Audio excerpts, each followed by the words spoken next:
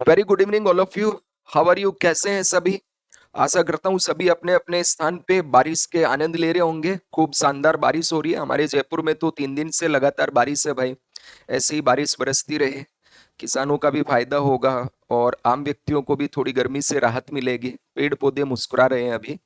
तो दोस्तों, आज हम लोग भी अपनी क्लास में आगे बढ़ते हैं, मजे से क्लास करेंगे। तो आगे बढ़ने से पहले आप सभी से गुजारिश है कि ज़्यादा से ज़्यादा मेरी इस ऐप के बारे में अपने दोस्तों से शेयर कीजिए, डिस्कस कीजिए।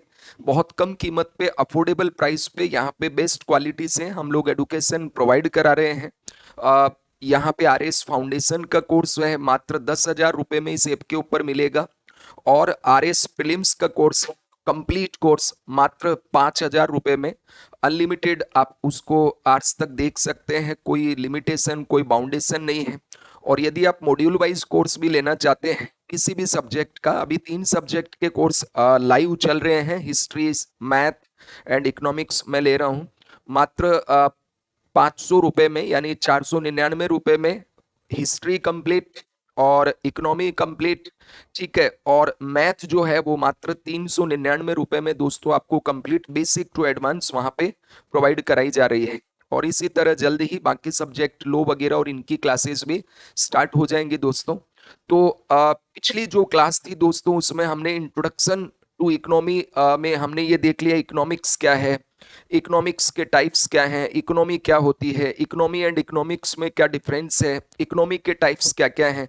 तो वहां पे हमने समाजवादी, पूंजीवादी और मिश्रित अर्थव्यवस्था क्या होती है, उनकी विशेषताएं क्या होती हैं, उनके गुण क्या होते हैं और उनके दोष क्या होते हैं, इनके बारे में बात किया था। इसी क्लास में आगे बढ़ते हुए दोस्तों, हम लोग आज जो पढ़ेंगे वो है विश्व की अर्थव्यवस्थाओं को आय के आधार पे या विकास की विभिन्न अवस्थाओं के आधार पे 3 भागों में बांटा गया है और ये क्लासिफिकेशन करता है वर्ल्ड बैंक। ठीक है। तो आज की जो हमारी क्लास रहेगी इसमें हम लोग पढ़ेंगे निम्न आय अर्थव्यवस्था, मध्यम आय अर्थव्यवस्था और उच्च आय अर्थव्यवस्था। अक्सर आप सुनते हैं ना अविकसित, विकासशील और विकसित अवधारणा।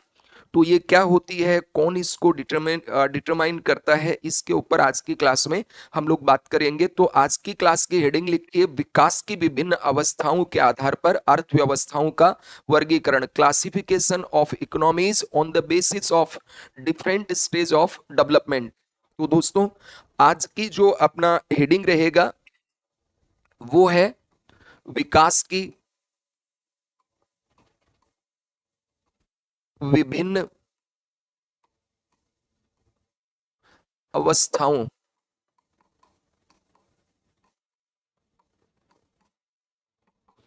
के आधार पर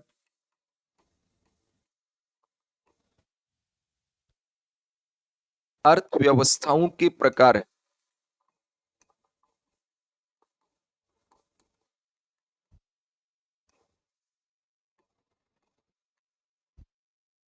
ठीक है।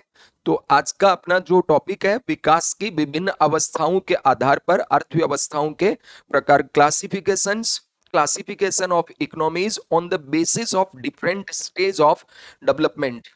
मजे की बात दोस्तों ये है कि ये जो क्लास हो रही है आज, इसके ठीक 3 दिन पहले वर्ल्ड बैंक की नई रिपोर्ट आई है। तो न्यू डेटा पूरे साल भर, अगले साल 1 जुलाई 2025 तक यही डेटा रहेंगे, कोई चेंजेस नहीं होगा इस टॉपिक में। तो क्योंकि 1 जुलाई को इसके प्रतिवर्ष डेटा रिलीज होते हैं, वर्ल्ड एटलस रिपोर्ट, इसको वर्ल्ड बैंक के द्वारा एटलस रिपोर्ट के अंदर डिवाइड किया जाता है। ठीक है। तो दोस्तों हम इसमें बात करते हैं। देखो, पहले आप एक कंसेप्ट सुनते थे कि जो वर्ल्ड इकोनॉमीज है, इन वर्ल्ड इकोनॉमीज को 3 भागों में बांटा जाता था। एक होता था अविकसित, अविकसित अर्थव्यवस्था।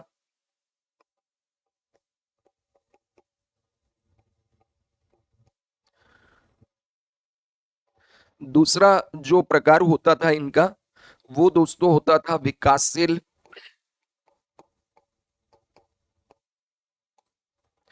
अर्थव्यवस्था।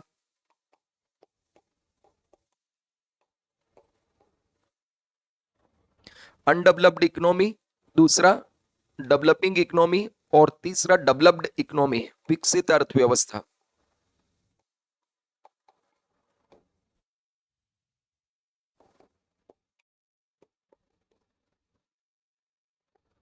ठीक है, तो इस तरह से तीन ये कैटेगरी डिफाइन की गई थी पहले।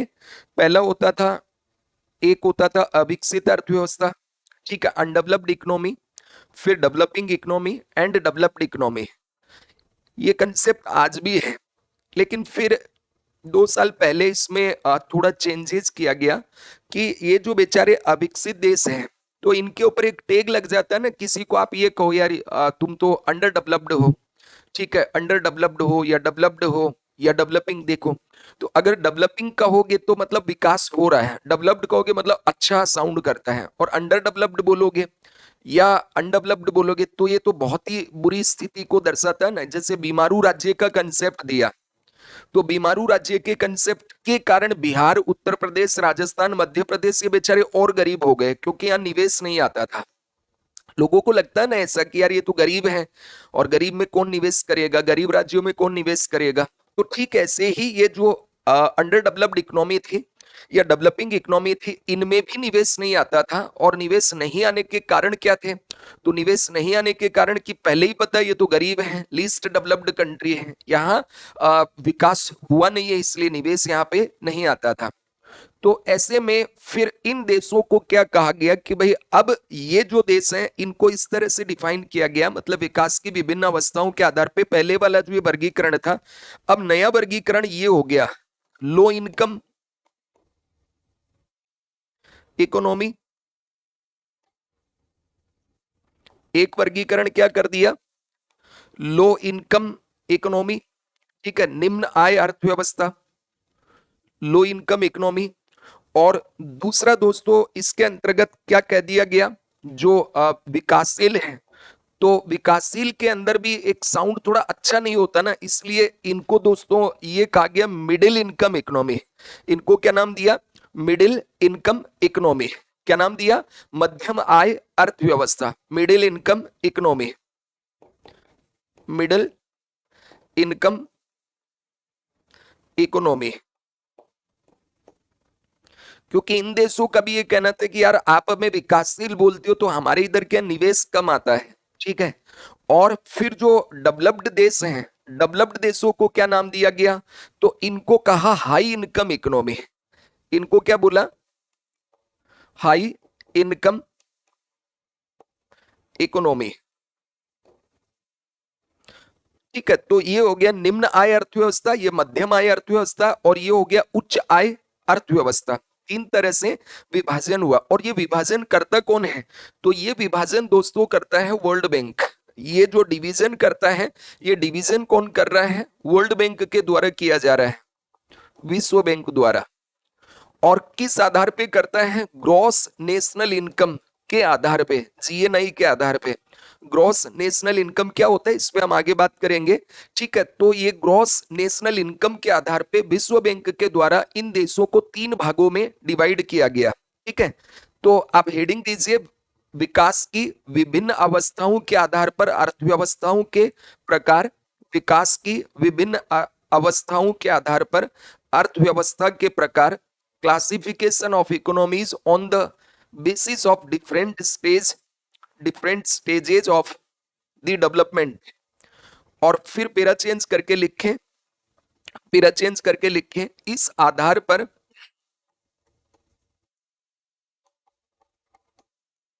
विश्व की अर्थव्यवस्थाओं को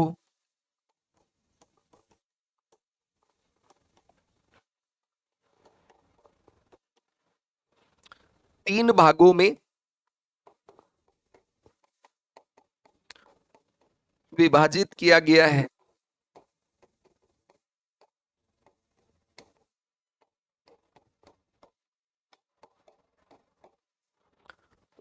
इस आधार पर विश्व की अर्थव्यवस्थाओं को 3 भागों में विभाजित किया गया है।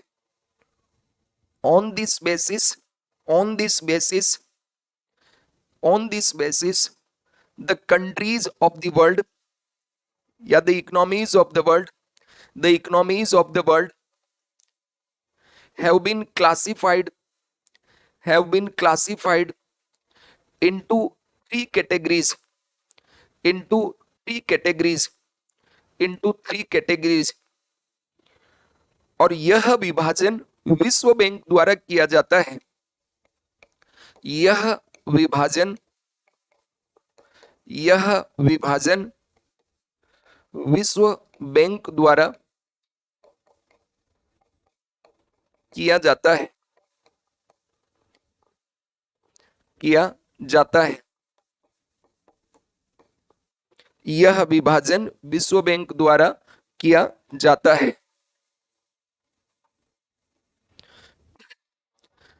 This classification is done by the World Bank and this classification is done by the World Bank। यह विभाजन विश्व बैंक के द्वारा किया जाता है। अब देखो आज की हमारी जो हेडिंग थी उसको कनेक्ट कीजिए। इससे मैंने आपको ये बताया कि भाई विश्व की जो इकोनॉमी है ना, इन इकोनॉमी को विकास की अवस्था के आधार पे तीन भागों में बांटा जाता है।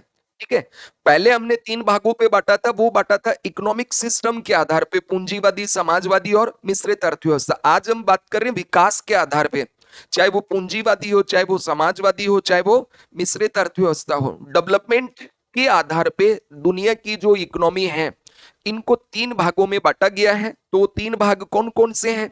तो पहला जो इसमें डिवीजन किया गया, ठीक है, पहले तो पुराना जो क्लासिफिकेशन था उसमें तो किस तरह से किया गया था, तो under developed, developing and developed nation.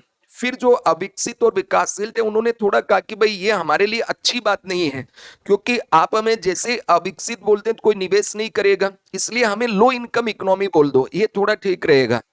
तो इसके लिए विश्व बैंक द्वारा अर्थव्यवस्थाओं को कितने भागों में बांटा गया, तो लो income economy.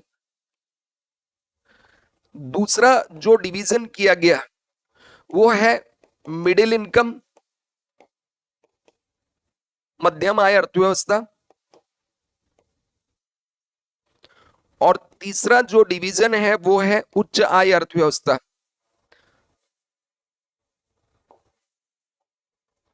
High income economy. तीन भागों में दुनिया को बांटा गया। लो इनकम इकोनॉमी, दूसरा क्या बनाया गया, मिडिल इनकम इकोनॉमी, और तीसरा दोस्तों क्या बनाया गया, हाई इनकम इकोनॉमी। ठीक है, ये किसने क्लासिफाइड किया दुनिया को, तो विश्व बैंक के द्वारा इस तरह से ये क्लासिफिकेशन किया गया है। अब इसकी जो रिपोर्ट है, क्योंकि ये इनकम के आधार पे क्लासिफिकेशन किया गया है, तो इनकम तो चेंजेज होती रहेगी, हर साल इनकम बदलेगी। कभी मान लो आय कम है, कभी आय बढ़ेगी, कभी हो सकता है कम हो जाए। ठीक है, तो मजे की बात ये चर्चा में इसलिए ज्यादा आया, अभी आप देख रहे हैं कि 2 साल से रूस यूक्रेन युद्ध चल रहा है और लगभग 2 साल से ज्यादा टाइम हो गया। तो दुनिया भर के सैंक्शन रसिया के ऊपर लगाए गए थे, अमेरिका और जो वेस्टर्न कंट्री है, यूरोप के देश है, उसके ऊपर इतने सारे आर्थिक प्रतिबंध लगने के बावजूद भी रसिया की प्रति व्यक्ति आय बढ़ी है, ग्रॉस नेशनल इनकम बढ़ी है। और मजे की बात यह है कि रूस की जो इकोनॉमी है युद्ध से पहले आती थी मिडिल इनकम में, किस में आती थी, मिडिल इनकम में, और अब किस में जा चुकी है, अब वो हाई इनकम इकोनॉमी में हो गया। तो इसका मतलब यह है कि अमेरिका और अन्य देशों द्वारा जो रूस के ऊपर आर्थिक प्रतिबंध लगाए गए उसका कोई ऐसे प्रभाव उस पर नहीं पड़ा। इवन अमेरिका और यूरोप के देशों को ज्यादा नुकसान हुआ है, बात समझ रहे हैं। यूक्रेन का भी इनकम बढ़ा, जो ग्रॉस नेशनल इनकम है, और रसिया का भी बढ़ा। और रूस तो है वो मिडिल इनकम इकोनॉमी से कहां पहुंच गया इस साल, हाई इनकम इकोनॉमी में। तो दुनिया के लिए भी सरप्राइज था कि अमेरिका द्वारा जब भी किसी देश पे आर्थिक प्रतिबंध लगाए जाते तो वो नीचे जाता है, जैसे ईरान इसका एग्जांपल है, वो नीचे गया। लेकिन ये जो यूएस रसिया है, रसिया ऊपर जा रहा है। तो हालांकि उसके कारण आप देखते हैं कि भाई उसकी इकोनॉमी जो है वो एक्सपोर्ट करता है डिफेंस प्रोडक्ट को, वो एक्सपोर्ट किसको करता है, पेट्रोल और जो केमिकल फर्टिलाइजर है या नेचुरल गैस है, ये बहुत भरपूर मात्रा में है। तो चीन ने, भारत ने, इन देशों ने सस्ता होने के कारण वहां से खूब रशियन एनर्जी सोर्स का इंपोर्ट किया है। और फिर वहां की जो डोमेस्टिक इंडस्ट्री थी उसमें खूब सारे हथियारों का भी उत्पादन हुआ। तो डिफेंस इक्विपमेंट वाली जो इंडस्ट्री है वो भी दोस्तों एकदम से बढ़ गई, तो उल्टा उसको तो फायदा हो गया, है ना। तो ये जो क्लासिफिकेशन किया जाता है ये किया जाता है विश्व बैंक के द्वारा। तो अब लिखिए यह विभाजन विश्व बैंक के द्वारा किया जाता है। और इसमें लिख दीजिए जो इस प्रकार है, जो इस प्रकार है एज, जो इस प्रकार है एज, और इसमें लिखिए लो इनकम इकोनॉमी, लो इनकम इकोनॉमी, लो इनकम इकोनॉमी, निम्न आय अर्थव्यवस्था, लो इनकम इकोनॉमी, निम्न आय अर्थव्यवस्था, middle income economy, middle income economy, मध्यम आय अर्थव्यवस्था, high income economy, high income economy, उच्च आय अर्थव्यवस्था, उच्च आय अर्थव्यवस्था। अब देखो दोस्तों, इसके ऊपर बात करते हैं कि भाई इसमें कितने देश हैं और इसकी क्या विशेषता होती है। ठीक है, तो पहले एक बार इस तरह से इसको आप चार्ट बना लेना, मतलब तो आपको थोड़ा समझने में ये आसानी रहेगी।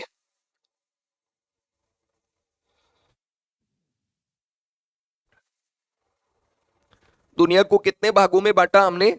3 भागों में।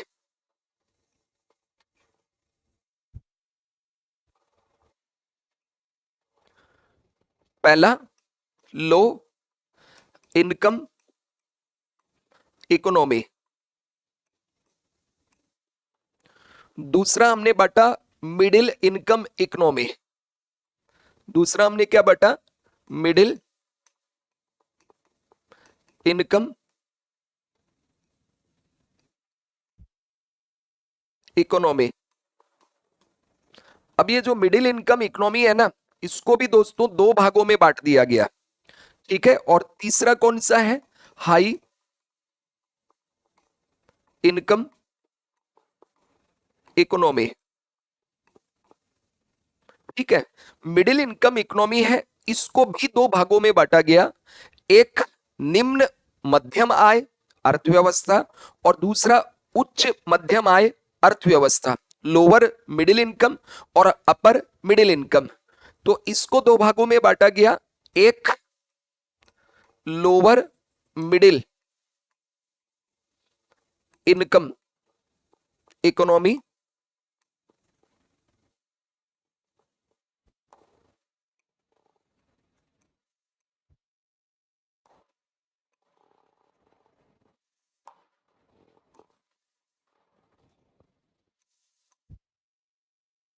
इनकम लिखना था, इकोनॉमी बार बार, इनकम इकोनॉमी। ठीक है, तो एक कौन सा हो गया इसमें? लोअर मिडिल इनकम इकोनॉमी, यानी निम्न मध्यम आय अर्थव्यवस्था, और दूसरी हो गई अपर इनकम। कौन सा? अपर इनकम इकोनॉमी। ठीक है, यहां से प्रीलिम्स में आपसे क्वेश्चन पूछा जा सकता है, तो सीधे सीधे क्वेश्चन यहां से आते हैं सिविल सर्विसेज के अंदर। तो दोस्तों, ये जो क्लासिफिकेशन किया गया है, ये क्लासिफिकेशन किया जाता है जीएनआई के आधार पे। किसके आधार पे किया जाता है? ग्रॉस नेशनल इनकम के आधार पे। ठीक है, सकल राष्ट्रीय आय के आधार पर। तो ग्रॉस नेशनल इनकम के आधार पे इसको डिवीजन किया गया। इसमें आप नंबर ऑफ कंट्री भी लिख सकते हैं कि किसके अंदर कितने देश हैं। ठीक है, तो नंबर ऑफ कंट्री, तो पहले तो जीएनआई कितना है, तो ऐसा कोई देश, पहले एक बार समझना फिर मैं इसको लिखवा दूंगा। ऐसा कोई देश जिसकी वार्षिक जीएनआई $1145, $1145 यूएस डॉलर से कम हो या तक हो। कितना हो? $1145 तक हो, या तो इससे कम हो, या ज्यादा से ज्यादा कितनी हो सकती है? $1145। मतलब ऐसे देश लो इनकम इकोनॉमी कहलाते हैं जिनकी ग्रॉस नेशनल इनकम एनुअली 1145 या इससे कम हो। क्लियर हुआ? ऐसे जो देश हैं, तो दोस्तों ऐसे देशों का नंबर जो है वो 26 है। कितने हैं? 26 देश हैं दुनिया में ऐसे, और ये सारे देश जो हैं अफ्रीकी देश हैं। ठीक है, जैसे चाड हो गया, बुरुंडी हो गया, इस तरह के ये देश हैं। तो ऐसे देश निम्न आय अर्थव्यवस्था कहलाते हैं जिनकी ग्रॉस नेशनल इनकम कितनी है, $1145 या इससे कम हो। ठीक है, फिर आता है मिडिल इनकम इकोनॉमी। कौन सा? Middle income economy. तो मिडिल इनकम इकोनॉमी, इसके अंतर्गत आपको सीधा है भाई, इससे तो आय ज्यादा होना चाहिए, तो ये कितना है, 1145। तो कितना होगा, यहां तक तो ये है, तो $1146 से $1146 टू $4515। ऐसे देश को क्या कहते हैं, लोअर मिडिल इनकम, निम्न मध्यम आय अर्थव्यवस्था। निम्न मध्यम आय अर्थव्यवस्था कौन से देश कहलाते हैं, ऐसे देश जिनकी वार्षिक gross national income, annual gross national income कितनी है, $1146 से $4515 तक हो, तो उसको हम क्या बोलेंगे, निम्न मध्यम आय अर्थव्यवस्था। ठीक है, या lower middle economy, lower middle income economy. और दोस्तों ऐसे देश जिनकी ग्रॉस नेशनल इनकम कितनी हो, तो देखो मिनिमम तो कितना होना चाहिए, $4516। ठीक है, कितना होना चाहिए भाई, इतने तक रहेगा तो वो क्या कहलाएगा, वो होगा निम्न मध्यम आय अर्थव्यवस्था, जिसकी इकोनॉमी के अंदर जो जीएनआई है वो $1146 से लेकर के $4415 तक होगा। उसको हम क्या बोलेंगे, तो उसको दोस्तों हम बोलेंगे निम्न मध्यम आय अर्थव्यवस्था या लोअर मिडिल इकोनॉमी। और अगर $4516 से $14,005 तक, $14,005 तक जिसकी जीएनआई हो, ग्रोस नेशनल इनकम हो, तो ऐसे देश को हम क्या बोलेंगे, अपर इनकम इकोनॉमी, उच्च मध्यम आय अर्थव्यवस्था, उच्च मध्यम आय अर्थव्यवस्था। और दोस्तों जिसकी जो जीएनआई है वो $14,005 से अधिक है, उसको क्या बोलेंगे अपन, तो हाई इनकम इकोनॉमी। उसको क्या बोलेंगे, हाई इनकम इकोनॉमी। क्या क्लासिफिकेशन आपके क्लियर हुआ क्या? और ये जो डेटा है, ये डेटा 1 जुलाई 2024 को वर्ल्ड बैंक के द्वारा रिलीज किए गए हैं। किसके द्वारा?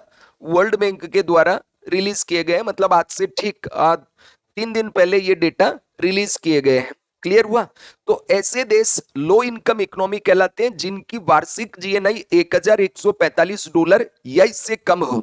और ऐसे देश जो हैं वो कहलाते हैं मिडिल इनकम इकोनॉमी, जिसकी जो जीएनआई है वो $1146 से $14,005 तक हो। अब इसको भी दो भागों में बांटा गया, लोअर मिडिल और अपर मिडिल इनकम इकोनॉमी। तो लोअर मिडिल इनकम इकोनॉमी मतलब $1146 से $4515 तक वाले देश।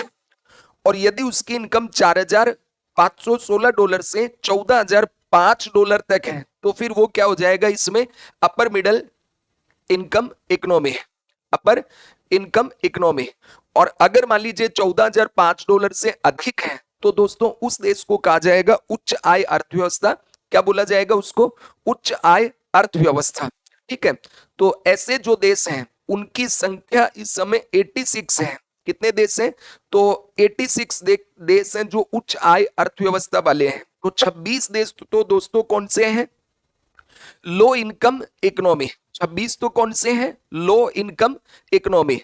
और जो ये हैं इनकी संख्या है 51। भारत भी इसी में आता है, इंडिया भी इसी में आता है। भारत किस में आता है? तो Bharat lower middle income economy में आता है। 1 जुलाई 2024 को विश्व बैंक के अनुसार जो भारत की जीएनआई आकी गई है वो है 2484। कितना है? $2484.8 वार्षिक। ठीक है, एक वर्ष का भारत का जो जीएनआई है वो कितना है? 2484.8। $2484.8 1 जुलाई 2024 को भारत की जीएनआई है वर्ल्ड बैंक के अनुसार। अब यहाँ पे ध्यान रखना, ये 1 जुलाई 2024 को रिलीज हुआ है, लेकिन इसमें ये जो इनकम है ना, ये 2023 की है। कब की है? 2023 की। ये ध्यान रखना है, ठीक है। फिर ये जो देश है, इनकी संख्या है 54। इनकी संख्या कितनी है? 54 कंट्री है। कितने देश हैं जो अपर इनकम इकोनॉमी है? ऐसे देशों की संख्या है 54। और जो उच्च आय अर्थव्यवस्था, हाई इनकम कंट्री है, वो है 86। लास्ट ईयर ये 50, ये कितने थे? पिछले साल थे दोस्तों ये 83, ये थे 54, ये भी 54 थे, और ये 26 थे। इसका मतलब क्या हुआ कि ये जो देश है यहां से, ठीक है, यहां से 3 देश इधर चले गए और यहां से 3 देश इसमें चले गए, ठीक है। इस तरह से आपको ये ध्यान रखना, यहां से 4 देश इसमें गए, एक देश वापस इधर आया, और 4 इधर चले गए, और 3 यहां से उधर चले गए। तो ये तो एज इट इज 54 जितना रहा, ठीक है। तो ये आपको इस तरह से समझ में आ जाना चाहिए कि भाई दुनिया को वर्ल्ड बैंक के द्वारा कितने भागों में बांटा गया? 3 भागों में। कौन कौन से? लो income economy, middle income economy और हाई इनकम इकोनॉमी, ठीक है। अब सबसे जो आश्चर्य वाली बात रही दोस्तों, वो ये रही कि रसिया जो है लास्ट ईयर इन देशों में शामिल था, और उस पे बहुत सारे आर्थिक प्रतिबंध लगे हुए हैं। इसके बावजूद भी रूस जो है वो इधर चला गया। तो ये दुनिया के लिए एक बहुत ही मतलब ऐसा था कि भाई अमेरिका के जो आर्थिक प्रतिबंध होते हैं वो बहुत ही खराब होते हैं। आर्थिक प्रतिबंध क्या होते हैं? किसी भी देश की कमर तोड़ देते हैं। लेकिन बुल्गारिया हुआ, रशियन फेडरेशन हुआ, पलाऊ हुआ, ये तीनों देश जो हैं ये इस कैटेगरी से यहाँ चले गए, 3 देश। तो ये 83 से बढ़कर कितना हो गया? 86 कंट्री 2024 में, ठीक है। और एक देश है जो वेस्ट बैंक एंड गाजा, ठीक है। हालांकि उसको अभी यूएन द्वारा मान्यता प्राप्त नहीं है, लेकिन जो फिलिस्तीन है वो दोस्तों युद्ध के कारण वो कहां पे चला गया? तो इस कैटेगरी से वो कहां चला गया? इधर चला गया है। कहां चला गया? इधर चला गया। मतलब पहले वो अपर इनकम इकोनॉमी था, अब किधर चला गया? फिलिस्तीन। तो ये चला गया दोस्तों, युद्ध के कारण उसकी इकोनॉमी काफी बर्बाद हुई है, और इसलिए वो घटके किधर चला गया? अपर इनकम इकोनॉमी से इधर आ चुका है, लोअर मिडिल इनकम। और यूक्रेन, इसके अलावा अल्जीरिया हुआ, मंगोलिया हुआ, ईरान, इस्लामिक रिपब्लिक, ये जो देश हैं ये चारों देश इधर चले गए हैं, ठीक। तो 4 इधर गए, इनमें से 3 उधर चले गए, एक इधर आ गया, तो ये तो 54 का 54 रह गया, और इधर 54 थे लास्ट ईयर, घट के 51 रह गए हैं। तो इस तरह से आपको ध्यान में रखना है। अब अगर देखो इन देशों को हम लोग देखें तो दोस्तों ये इस तरह से इसका क्लासिफिकेशन किया गया है। तो आप लोग यहां तक लिखे होंगे कि विकास की विभिन्न अवस्थाओं के आधार पर अर्थव्यवस्थाओं का वर्गीकरण, classification of economies on the basis of different stages of development. इस आधार पर विश्व बैंक द्वारा दुनिया के देशों को कितने भागों में बांटा गया है? 3 भागों में, जो किस प्रकार है? तो लो इनकम, और फिर इनको क्या बोलते हैं? Middle income. मिडिल इनकम, और मिडिल इनकम जो है इसको कितने भागों में बांटा गया? 2 भागों में, लोअर मिडिल इनकम और दूसरा अपर मिडिल इनकम, और तीसरा हो गया हाई इनकम, ठीक है। अब 1 जुलाई 2024 को ये जो इसका है वो क्या कहा कि ऐसे देश क्या कहलाएंगे? निम्न आय अर्थव्यवस्था जिनकी जीएनआई कितनी है? $1145 अमेरिकी डॉलर। और मिडिल इनकम इकोनॉमी में 2 भागों में बांट दिया, लोअर मिडिल इनकम, कौन से? $1146 से 4515 अमेरिकी डॉलर तक जिनका जीएनआई है, ग्रोस नेशनल इनकम है, वो लोअर मिडिल इनकम कहलाएंगे। और अपर मिडिल इनकम इकोनॉमी कौन से होंगे? ऐसे देश जिनका जीएनआई 4516 से 14005 अमेरिकी डॉलर तक है, उसको दोस्तों क्या कहेंगे? तो अपर मिडिल इनकम। और हाई इनकम जो है वो कौन से होंगे? जिनका इनकम $14,005 से अधिक है। ये क्लासिफिकेशन कौन करता है? World bank. और इसकी जो रिपोर्ट आती है, उस रिपोर्ट जिस मतलब मेथड से ये वर्गीकरण करता है, जिस मेथड को यूज करता है क्लासिफिकेशन के लिए, उसको दोस्तों कहते हैं एटलास। क्या बोलते हैं? Atlas method. तो एटलास मेथड के अकॉर्डिंग लास्ट ईयर 1 जुलाई 2023 को जो 2024 के लिए था वो था $1035, 1036 से 4465, 4466 से 13845 और 13845 से अधिक। लेकिन इसको बढ़ा दिया इतना और इसको इतना बढ़ा दिया है, इस बार इतना बढ़ा दिया और ये इस बार इतना बढ़ा दिया। तो आपके जो पुराने बुक्स हैं या नोट्स हैं वो अपडेट नहीं है, तो हो सकता है वहां पे ये वाले डेटा अभी आपको दिखाई दे रहे हो, जबकि ये डेटा 1 जुलाई 2024 को बदल करके अब ये हो गए, तो इसको ध्यान रखना। अब वर्ल्ड बैंक की जो रिपोर्ट है, एटलस रिपोर्ट, उसमें ये बताया गया कि देखो ये जो लो इनकम इकोनॉमी है ये आपको दिखाई दे रही है, जैसे अफ्रीका के देश हो गए मेडागास्कर, ठीक है, और इधर जैसे सोमालिया हो गया, सूडान हो गया, माली, नाइजर वगैरह हो गया, ठीक। और भारत के अंदर भी ऐसे मतलब भारत के आसपास, भारत के एशिया में भी ऐसे आपको देश मिलेंगे यहाँ पे, ठीक है। और फिर जो लोअर मिडिल इनकम वाले देशों की बात करें तो जैसे उसमें इंडिया हो गया, इधर म्यांमार हो गया, बांग्लादेश हो गया, फिर इधर पाकिस्तान हो गया, ठीक है, ये जितने भी देश हैं, फिर इधर ये अफ्रीका के बहुत सारे देश आपको देखने को मिलेंगे।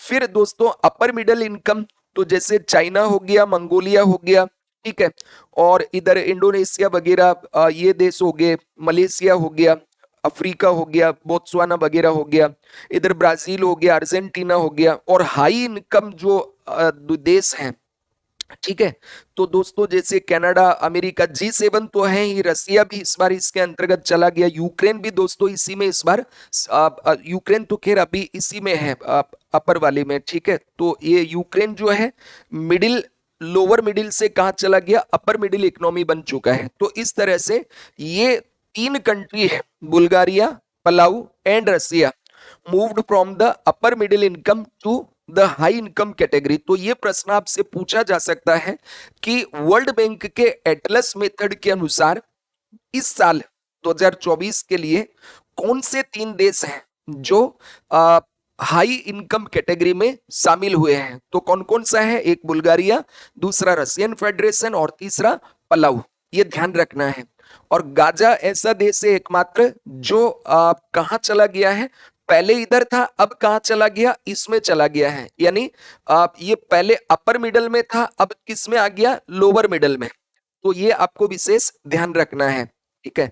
तो ये विश्व बैंक का जो वर्ल्ड एटलस मेथड होता है उसके आधार पे इसका क्लासिफिकेशन किया गया है। तो आप यहां इसको बना लीजिए, जो मैंने आपको यहां बना के दिया था ना, इसको ड्रॉ कर लीजिए, ठीक है, फटाफट इसको लिख लीजिए। Low income economy, middle income economy, upper income economy, high income economy. और यहाँ पे देशों की संख्या है, तो इसमें 26 देश हैं। ये नंबर ऑफ कंट्री, ठीक है, नंबर ऑफ कंट्री 2651 और 5486। भारत किसमें है, तो भारत दोस्तों अभी किसमें है, lower middle income economy. Bharat किसमें है, lower middle income economy. Bharat अभी भी किसमें है, तो Bharat lower middle income economy के तहत रखा गया है। तो ये ध्यान रखना है।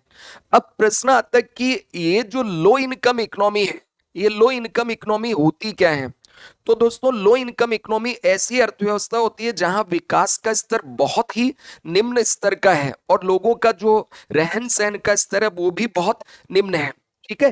तो लो इनकम इकोनॉमी क्या है, लो इनकम इकोनॉमी मतलब economies where the level of economic development is very low, the standard of living of the people is also very low, and unemployment, poverty and other challenges are found due to economic backwardness. The per capita income of the people is also very low, such as an economy called low income economy, ठीक है। तो ऐसे देश जहां आर्थिक विकास, रहन सहन का स्तर बहुत निम्न है, लोगों का रहन सहन भी बहुत सामान्य स्तर का है या बहुत निम्न स्तर का है, बहुत ज्यादा बेरोजगारी देखने को मिलेगी, गरीबी बहुत ज्यादा मिलेगी, इसके अलावा बहुत ज्यादा समस्याएं पाई जाती है। आर्थिक पिछड़ेपन के कारण यहाँ के लोगों की प्रति व्यक्ति आय है वो भी बहुत कम होती है, इसलिए ऐसी अर्थव्यवस्थाओं को निम्न आय अर्थव्यवस्था कहा जाता है। ठीक है। अब विश्व बैंक के अनुसार इनको कैसे डिफाइन किया गया है, तो विश्व बैंक के अनुसार कहा कि ऐसी अर्थव्यवस्थाएं जिसकी आय कितनी है, जीएनआई कितना है प्रतिवर्ष का, $1145 तक हो। According to the world bank, the per capita gross national income of such countries can be up to 1145 US dollar. ठीक है, लाइक कांगो हो गया, चाड हो गया, साउथ सूडान हो गया, सोमालिया हो गया, बुरुंडी हो गई, माली हो गया, नाइजर हो गया। These country are low income economy and the number of such country is 26।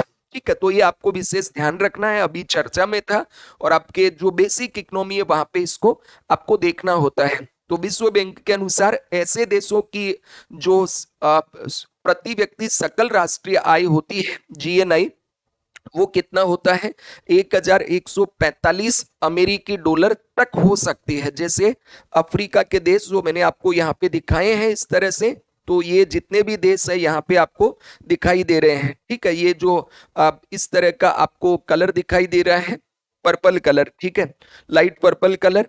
तो ये दोस्तों जो हैं ये लो इनकम कंट्रीज हैं और नंबर कितना इसका 26 है। तो ये आपको इस तरह से ध्यान रखना है। फिर दूसरा जो मैंने आपसे बात की, मिडिल इनकम इकोनॉमी। तो मध्यम आय अर्थव्यवस्था कौन सी होती है, मिडिल इनकम इकोनॉमी, वे अर्थव्यवस्था जहां आर्थिक समृद्धि अब धीरे धीरे बढ़ रही है, इकोनॉमिक ग्रोथ क्या हो रही है, बढ़ रही है, और आर्थिक विकास बढ़ने से वहां गरीबी भी कम हो रही है, बेरोजगारी भी कम हो रही है, और अन्य जो आर्थिक समस्याएं हैं वो भी धीरे धीरे कम हो रही हैं। तो मिडिल इनकम इकोनॉमी क्या होती है, द इकोनॉमीज या those economies are middle economies where efforts are made to achieve high level of economic growth with the increase in economic development the problem of poverty unemployment start reducing। ठीक है, poverty कम होने लगेगा, unemployment कम होने लगेगा, economic growth तेजी से बढ़ने लगेगा, लोगों की प्रति व्यक्ति आय है वो भी तेजी से बढ़ने लगता है। और साथ ही साथ जो देश की इकोनॉमी है, जैसे इन देशों में एग्रेरियन इकोनॉमी होती है, कृषि आधारित अर्थव्यवस्था, और यहां पर अब कृषि आधारित अर्थव्यवस्था से इंडस्ट्रियलिस्ट इकोनॉमी की ओर ये इकोनॉमी मूव करने लगती है। For example India, China, Brazil, Mexico, Indonesia, Ukraine, these economy are considered middle income economy.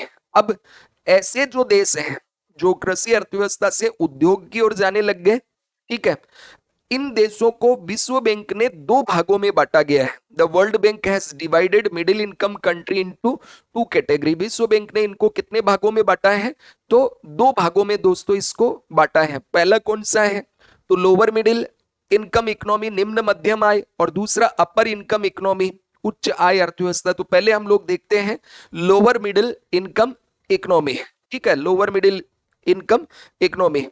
तो ऐसे देश लोअर मिडिल इनकम इकोनॉमी कहलाते हैं जहां की पर कैपिटा जीएनआई जो होती है वो $1146 से $4515 के बीच हो सकती है। और ऐसे देशों का नंबर कितना है दोस्तों, 51 है। For example India, Bhutan, Sri Lanka, Nepal, Pakistan, Bangladesh, Ukraine, ठीक है, एंड गाजा, फिलिस्तीन, दीज कंट्री। इंडिया की भी मैंने आपको बात किया था कि इंडिया अभी $2484.8 भारत का जीएनआई वर्ल्ड बैंक के अनुसार 2023 के आंकड़ों के अनुसार प्रदर्शित किया है। ठीक है, तो ये जो देश होते हैं इनको कहते हैं लोअर मिडिल इनकम इकोनॉमी। और फिर इसका दूसरा जो कैटेगरी होता है वो है अपर इनकम इकोनॉमी, उच्च आय अर्थव्यवस्था। उच्च आय अर्थव्यवस्था जो होती है ये ऐसे देश होते हैं जिसकी जीएनआई प्रति व्यक्ति जो होती है वो $4516 से $14005 तक हो सकती है। और ऐसे देशों का नंबर जो है वो 54 है। फॉर एग्जांपल चाइना, इंडोनेशिया, रसिया। रसिया तो अब किस में चला गया है, तो दोस्तों रसिया तो इसमें आ गया। ठीक है, तो रसिया यहाँ पे नाम जो लिया वो गलत हो गया। तो चीन, इंडोनेशिया, ब्राजील, ठीक है, इसके अलावा साउथ अफ्रीका, मालदीव हो गया, मैक्सिको हो गया। ये जो देश हैं ये दोस्तों किसके अंतर्गत आएंगे, आपके अपर इकोनॉमी, अपर इनकम इकोनॉमी के तहत। और फिर जो आता है तीसरा प्रकार वो कौन सा है, high income economy. High income economy, तो हाई इनकम इकोनॉमी कौन सी हो गई, ऐसे जो देश होते हैं जिनमें इंडस्ट्री एंड सर्विस सेक्टर बहुत ज्यादा बढ़ चुका है और लोगों का विकास स्तर बहुत अच्छा है। यहाँ पर रहन सहन का स्तर भी बहुत अच्छा है, लोगों की प्रति व्यक्ति आय बहुत ज्यादा होती है, सर्विस सेक्टर का डेवलपमेंट बहुत ज्यादा हो जाता है और गरीबी बेरोजगारी जैसी सामाजिक चुनौतियां हैं उनका विद्यमानता भी बहुत कम है। ठीक है।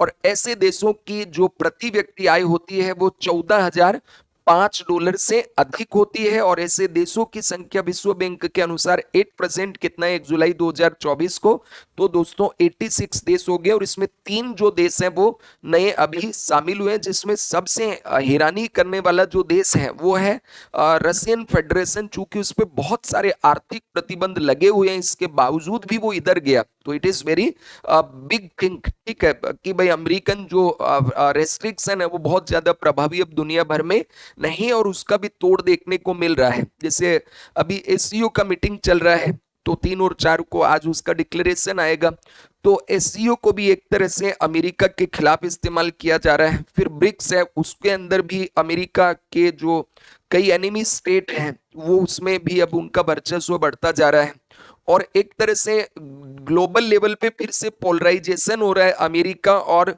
जो रसिया है उसके समर्थित देशों का।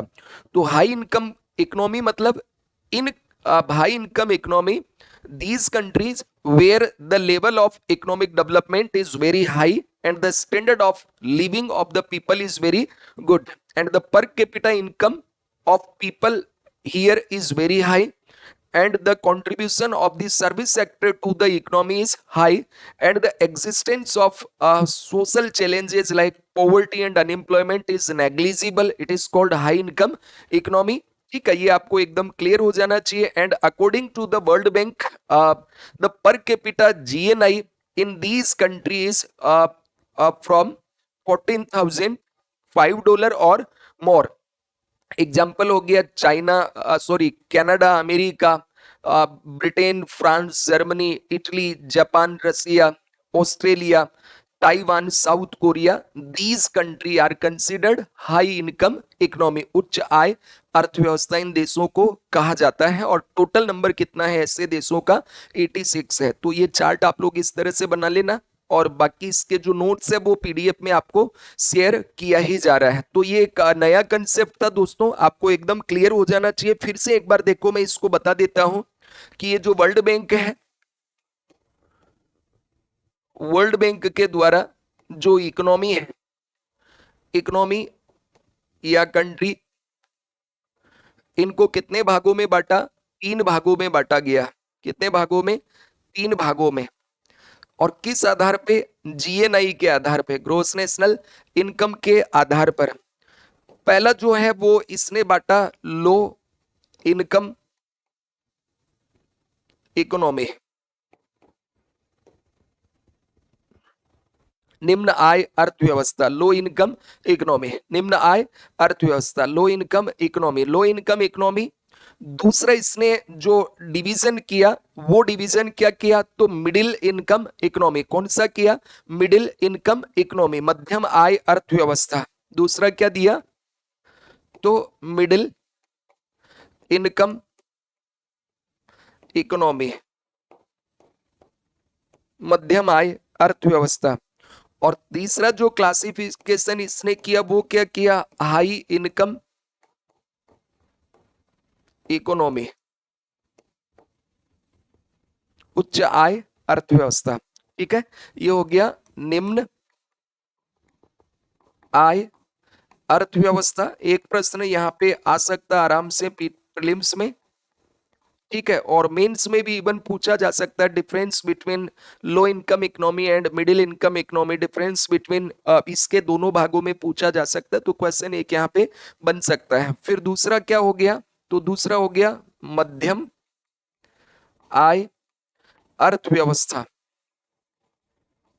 Middle income economy. और जो तीसरा प्रकार है वो हो गया उच्च आय अर्थव्यवस्था, उच्च आय अर्थव्यवस्था। ठीक है, अब दोस्तों ये किस आधार पे वर्गीकरण किया? तो ये वर्गीकरण एक तो करता कौन है, तो ये आपको पता होना चाहिए, वर्ल्ड बैंक के द्वारा, विश्व बैंक के द्वारा किया जाता है। इसकी रिपोर्ट कब आती है, तो इसका एक मेथड होता है एटलस मेथड, और इसकी रिपोर्ट आती है 1 जुलाई प्रतिवर्ष। 1 जुलाई को, अभी कब आई है, 1 जुलाई 2024 को, ठीक है, हर साल 1 जुलाई को आती है।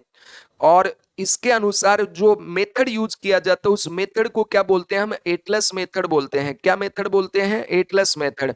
इस एटलस मेथड के आधार पे 3 भागों में इसका डिवीजन किया है। कौन सा मेथड होता है, एटलस मेथड। तो एटलस मेथड के अनुसार 3 भाग हैं। इसमें टोटल कितने देश हैं, 26 देश हैं। और ये जो है इसको 2 भागों में बांटा गया है। इसको कितने भागों में बांटा गया, तो 2 भागों में, 2 भागों में इसको बांटा गया है। तो पहला तो कौन सा हो गया, लोअर मिडिल इकोनॉमी, और फिर हो गया अपर मिडिल इकोनॉमी। कौन सा हो गया, एक हो गया लोअर मिडिल इकोनॉमी और दूसरा दोस्तों हो गया अपर मिडिल इकोनॉमी। इसके अंदर टोटल कितने देश हैं, 51 देश हैं। और इसमें कितने देश हैं, तो 54 देश हैं। कितने हैं, 54 देश हैं। और ये जो हाई इनकम है इसमें टोटल कितने हैं, 86 कंट्रीज हैं। 86 कंट्री है, 86 कंट्री है। ठीक है, अब फिर इनकी पहचान कैसे होगी, तो ऐसे देश जिनकी जो प्रति व्यक्ति जीएनआई है, प्रति व्यक्ति जीएनआई 1145 डॉलर, ठीक है, 1145 अमेरिकी डॉलर तक हो, ठीक है, अप टू 1145 अमेरिकी डॉलर जीएनआई हो, ऐसे देश 26 हैं। फिर जो मिडिल इनकम इकोनॉमी है, तो मिडिल इनकम इकोनॉमी के अंतर्गत इसने क्या डिफाइन किया कि ऐसे देश जिसकी जो जीएनआई है, ठीक है, जीएनआई वो कितनी है, तो जीएनआई 1146 डॉलर, 1146 डॉलर से 1146 डॉलर से 4515 तक हो। कितना हो, 4515 डॉलर तक हो, 4515 डॉलर तक हो। और फिर दोस्तों जो अपर मिडिल इकोनॉमी है, तो इसके लिए इसने क्या किया, तो कहा कि इसकी जो देश है उसमें 4516 डॉलर से 14005 डॉलर तक आय हो जीएनआई। तो जीएनआई यहाँ पे कितना है, ग्रोस नेशनल इनकम, तो 14,005 तक, ठीक है, 14,005 तक, 4,516 डॉलर से 14,005 अमेरिकी डॉलर तक अगर जीएनआई है। और ये जो हाई इनकम इकोनॉमी है, तो हाई इनकम इकोनॉमी के अंतर्गत इसने क्या डिफाइन किया, तो इसमें यह कहा कि ऐसे जो देश हैं इनका जीएनआई जो है, ग्रॉस नेशनल इनकम, इनका जो ग्रॉस नेशनल इनकम है 14,005 अमेरिकी डॉलर से अधिक होना चाहिए। कितना होना चाहिए, तो 14,005 यूएस डॉलर से अधिक होना चाहिए, ठीक है, 14,005 अमेरिकी डॉलर से अधिक होना चाहिए। तो ये एकदम आपके क्रिस्टल क्लियर हो जाना चाहिए कि विकास की विभिन्न अवस्थाओं के आधार पर अर्थव्यवस्थाओं को 3 भागों में बांटा गया है। मैं आशा करता हूं कि एकदम क्लियर हो गया होगा। और यहाँ भारत की जो आय की बात की गई थी, तो भारत को अभी किस कैटेगरी में रखा गया है, तो भारत को दोस्तों अभी लोअर मिडिल इनकम इकोनॉमी में रखा गया। किस में रखा गया, लोअर मिडिल इनकम इकोनॉमी में। और भारत की जो 1 जुलाई 2024 को वर्ल्ड बैंक के अनुसार डेटा है उसमें कितना है, 2484। इंडिया का कितना है अभी, इंडिया का जीएनआई इस एटलस मेथड के अनुसार, तो भारत का जीएनआई जो है वो है 2484.8 डॉलर। कितना है, 2484.8 डॉलर अभी भारत के अंदर है वर्ल्ड बैंक के अनुसार। तो हम इस हिसाब से आते हैं दोस्तों लोअर मिडिल इकोनॉमी के अंतर्गत। पाकिस्तान भी इसी कैटेगरी का देश है, हम भी इसी कैटेगरी के देश हैं, तो ये आपको ध्यान रखना है। और अभी जो 3 देश इस कैटेगरी से इसमें गए हैं वो कौन कौन से देश हैं, तो ये भी नाम आपको ध्यान में होने चाहिए। इसमें सबसे बड़ा जो नाम है वो है रशियन फेडरेशन, फिर है पलाऊ और बुल्गारिया। तो याद रह जाएगा ना, Bulgaria, Palau and Russian federation. ये इसलिए याद रखना चूंकि इस बार ये एक क्वेश्चन मार्क हो गया कि अमेरिकी जो आर्थिक प्रतिबंध है उनका इतना रसिया के ऊपर कोई प्रभाव नहीं पड़ा। ठीक है, फिर अगली हेडिंग जो हमें देना, विश्व के देशों के साथ आर्थिक संबंधों के आधार पर अर्थव्यवस्थाओं का वर्गीकरण। ठीक है, अगला जो हमें टॉपिक इसमें लिखना है, विश्व के अन्य देशों के आधार पर। इसको तो एक बार आप ड्रॉ कर लो फटाफट, है ना, लिख लो एक बार, फटाफट लिख लीजिए।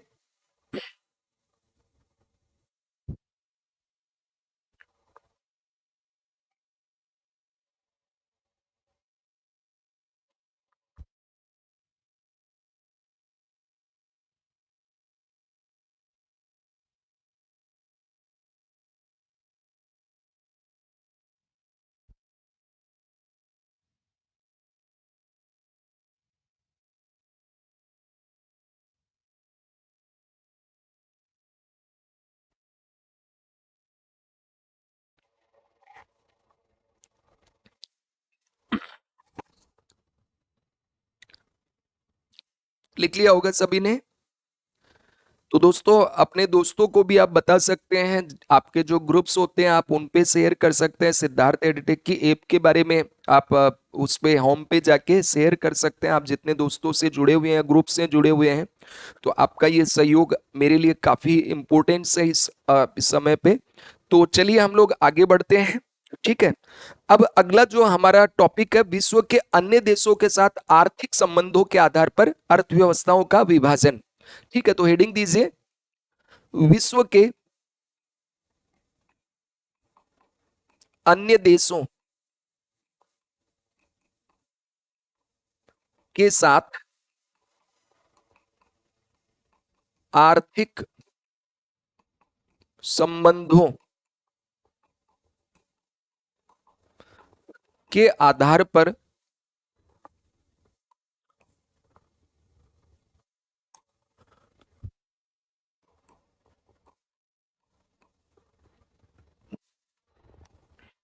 के आधार पर अर्थव्यवस्थाओं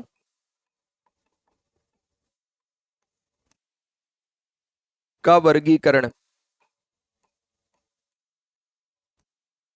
ठीक है, विश्व के अन्य देशों के साथ आर्थिक संबंधों के आधार पर अर्थव्यवस्थाओं का वर्गीकरण, classification of economies, classification of economies, classification of the economies on the basis of economic relations, on the basis of economic relations with other countries, classification of economies, classification of economies on the basis of economic relations with other economies या countries। तो देखो, इस आधार पर दोस्तों दुनिया के जो देश हैं उसका वर्गीकरण दो भागों में किया गया है। कितने भागों में किया गया है? दो भागों में। एक होता है बंद अर्थव्यवस्था, एक कौन सी होती है? बंद अर्थव्यवस्था, क्लोज्ड इकोनॉमी इसको कहा जाता है। क्या बोलते हैं? Closed economy.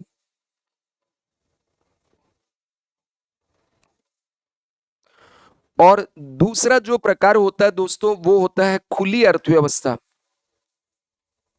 खुली अर्थव्यवस्था। कई बार यहां से प्रश्न पूछा जा चुका है। ठीक है, ओपन इकोनॉमी, ओपन इकोनॉमी। तो दो तरह की अर्थव्यवस्थाएं होती है विश्व के दूसरे देशों के साथ व्यापारिक संबंध या आर्थिक संबंधों के आधार पर। एक होता है ओपन इकोनॉमी और दूसरा दोस्तों होता है खुली अर्थव्यवस्था। तो हेडिंग आपने क्या दी है?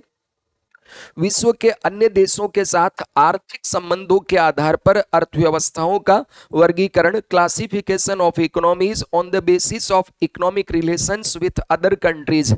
On this basis the economies are divided into two categories, first is closed economy and second is open economy. इतना सबके क्लियर हुआ?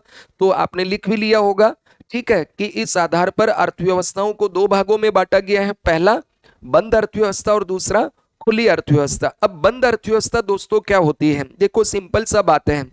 बंद अर्थव्यवस्था का मतलब क्या हो गया, एक ऐसी अर्थव्यवस्था जो दूसरे देशों के साथ किसी तरह का वाणिज्यिक संबंध ना रखे, मतलब ना तो इंपोर्ट करे ना तो एक्सपोर्ट करे, ऐसी इकोनॉमी क्या कहलाएगी, बंद अर्थव्यवस्था। तो an economy that does not have commercial relations with other countries, that is if there is no import export then it is called closed economy।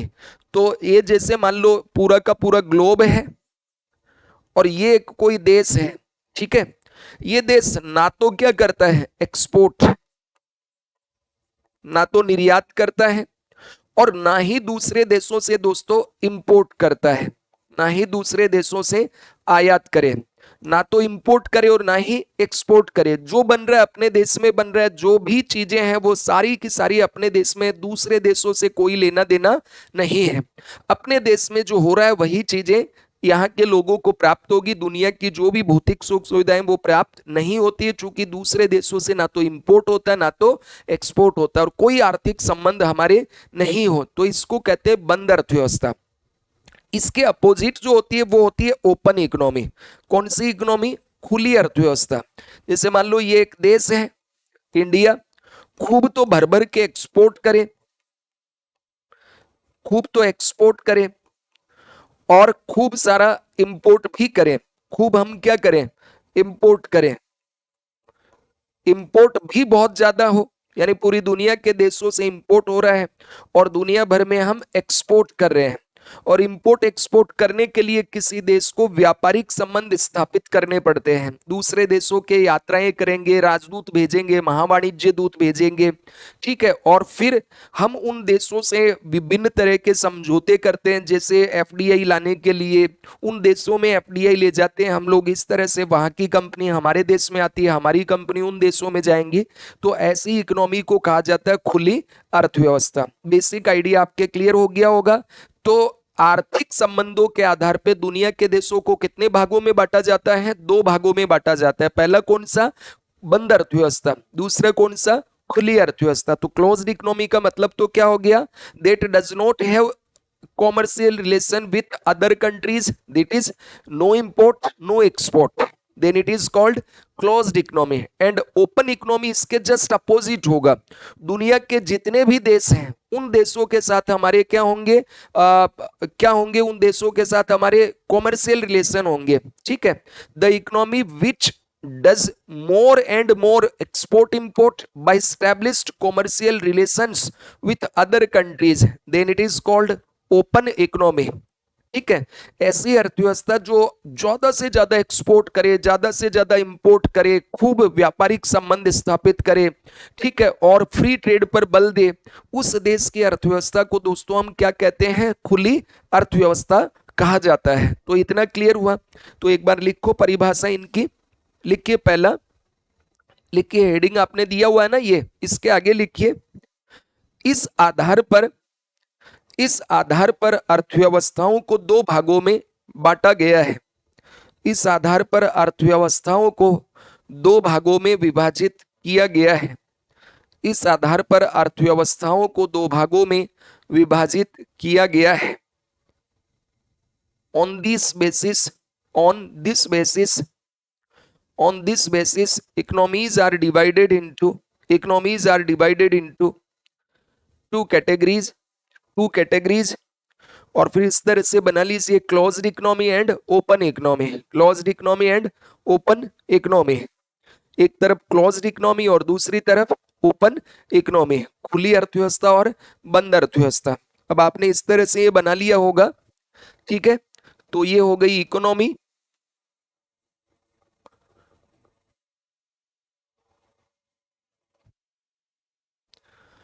और इसमें एक हो गया अपना क्लोज्ड,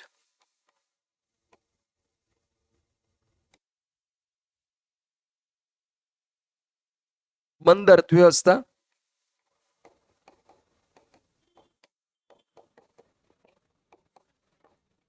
और दूसरी तरफ आपके बीच में लाइन खींच के या ऐसे बना के इधर लिख लो ओपन इकोनॉमी। खुली अर्थव्यवस्था। फिर इनकी परिभाषा लिखिए, खुली अर्थव्यवस्था। एक तरफ लेफ्ट हैंड में आपने लिखा क्लोज्ड इकोनॉमी और राइट हैंड में दोस्तों आपने लिखा होगा ओपन इकोनॉमी। अब इसके नीचे पहले इसकी परिभाषा लिखो कि भाई ये क्या होता है, इसका मीनिंग क्या होता है। ठीक है, बंद अर्थव्यवस्था किसको कहते हैं? तो लिखिए ऐसी अर्थव्यवस्था ऐसी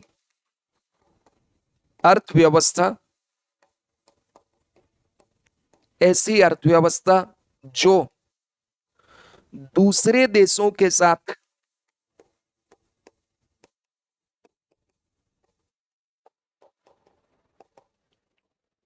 वाणिज्यिक संबंध नहीं रखती है, नहीं रखती है।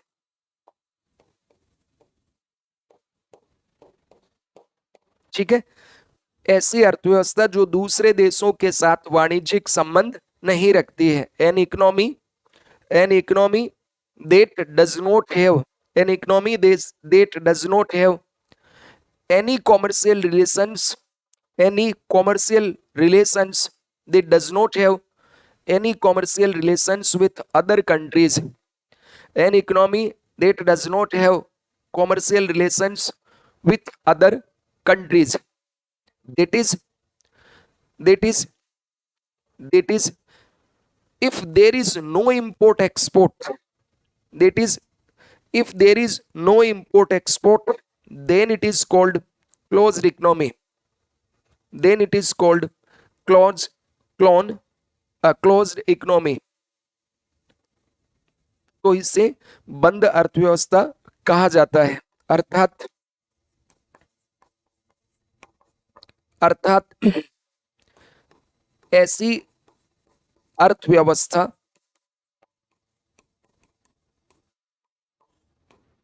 जो आयात निर्यात नहीं करती है, ऐसी अर्थव्यवस्था जो आयात निर्यात नहीं करती है तो उसे बंद अर्थव्यवस्था कहते हैं। तो उसे बंद अर्थव्यवस्था कहते हैं। Then it is called closed economy. तो उसे बंद अर्थव्यवस्था कहते हैं। तो उसे बंद अर्थव्यवस्था कहते हैं। ये लिख लिया होगा सभी ने। ठीक है, जैसे दोस्तों 1990 से पहले की भारत की अर्थव्यवस्था थी, जो आजादी के बाद से लेकर 1990 की अर्थव्यवस्था का भारत था, वो इसका एग्जाम्पल था क्लोज्ड इकोनॉमी का। हमारे पास बेचने के लिए तो पुदीना ही नहीं था और खरीदने के लिए डॉलर नहीं थे, इसलिए हमने अपनी अर्थव्यवस्था को क्या बना दिया? क्लोज्ड इकोनॉमी बना दिया कि भाई हमारे पास बेचने के लिए उस समय चाहिए कुछ तो इतना ही बनता था, वो हमारे देश के लोगों के लिए कम पड़ता था। तो हमने क्या किया? कस्टम ड्यूटी को बहुत ज्यादा बढ़ा दिया कि अगर कुछ भी बेचोगे तो बहुत टैक्स लगेगा, इंपोर्ट करोगे तो बहुत टैक्स लगेगा।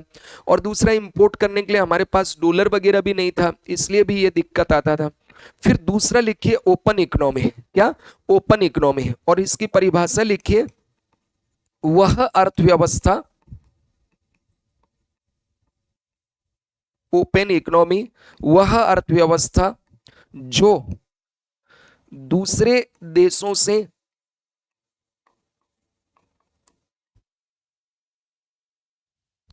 दूसरे देशों से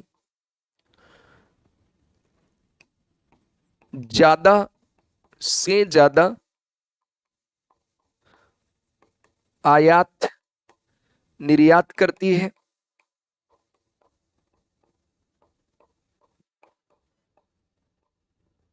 दूसरे देशों से ज्यादा आयात निर्यात करती है, वह अर्थव्यवस्था जो दूसरे देशों से ज्यादा आयात निर्यात करती है तथा वाणिज्यिक संबंध स्थापित करने पर बल देती है,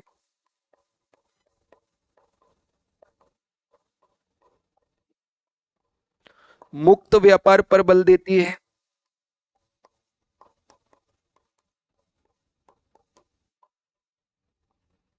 तो उसको क्या बोलते हैं? ओपन इकोनॉमी, खुली अर्थव्यवस्था।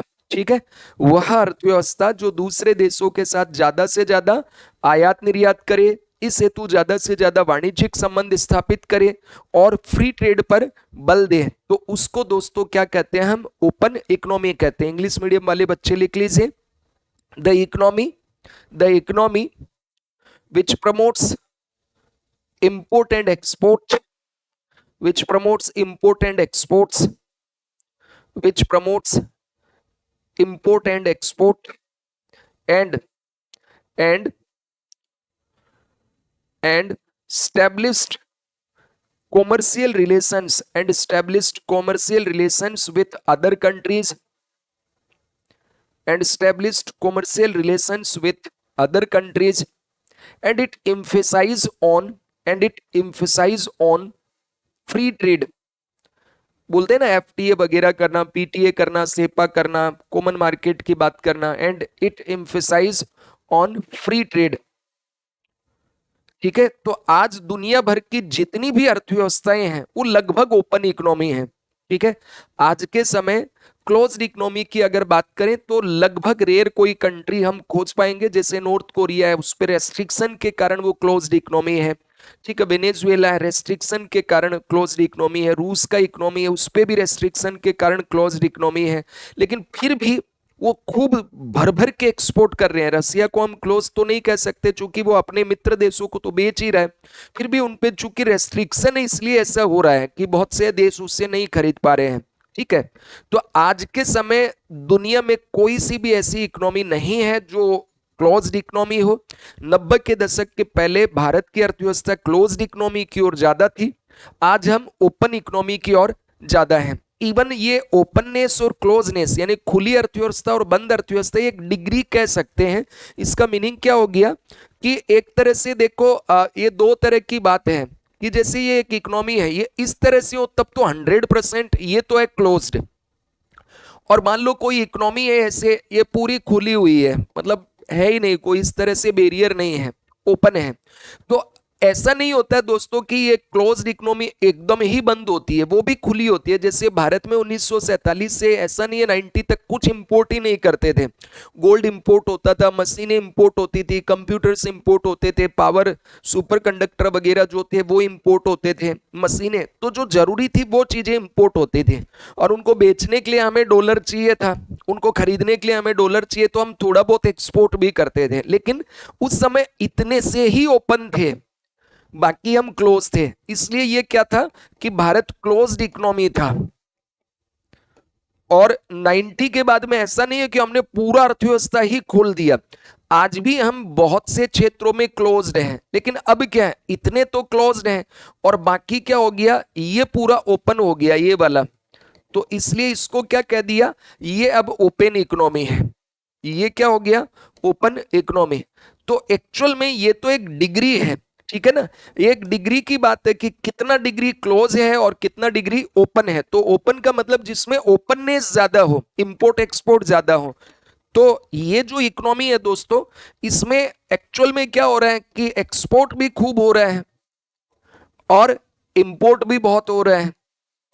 ठीक है, इंपोर्ट भी बढ़ रहा है, और ये जो है यहां पे क्या हो रहा है, इंपोर्ट बहुत कम है या नहीं है, और एक्सपोर्ट ये भी या तो बहुत कम है अथवा नहीं है। लेकिन ओपन इकोनॉमी जो होता है उसमें ये बहुत ज्यादा इंपोर्ट एक्सपोर्ट को बढ़ावा दिया जाता है। तो एकदम क्लियर हो गया सभी के।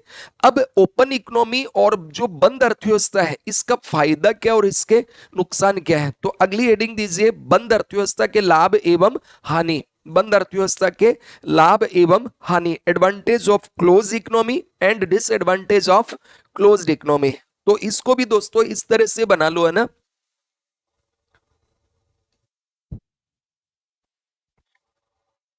पहले परिभाषा लिखी, अब लिखिए बंद अर्थव्यवस्था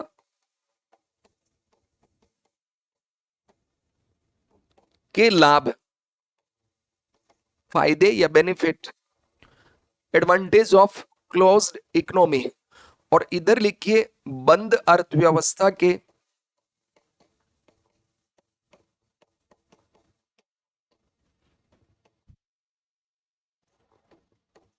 हानि,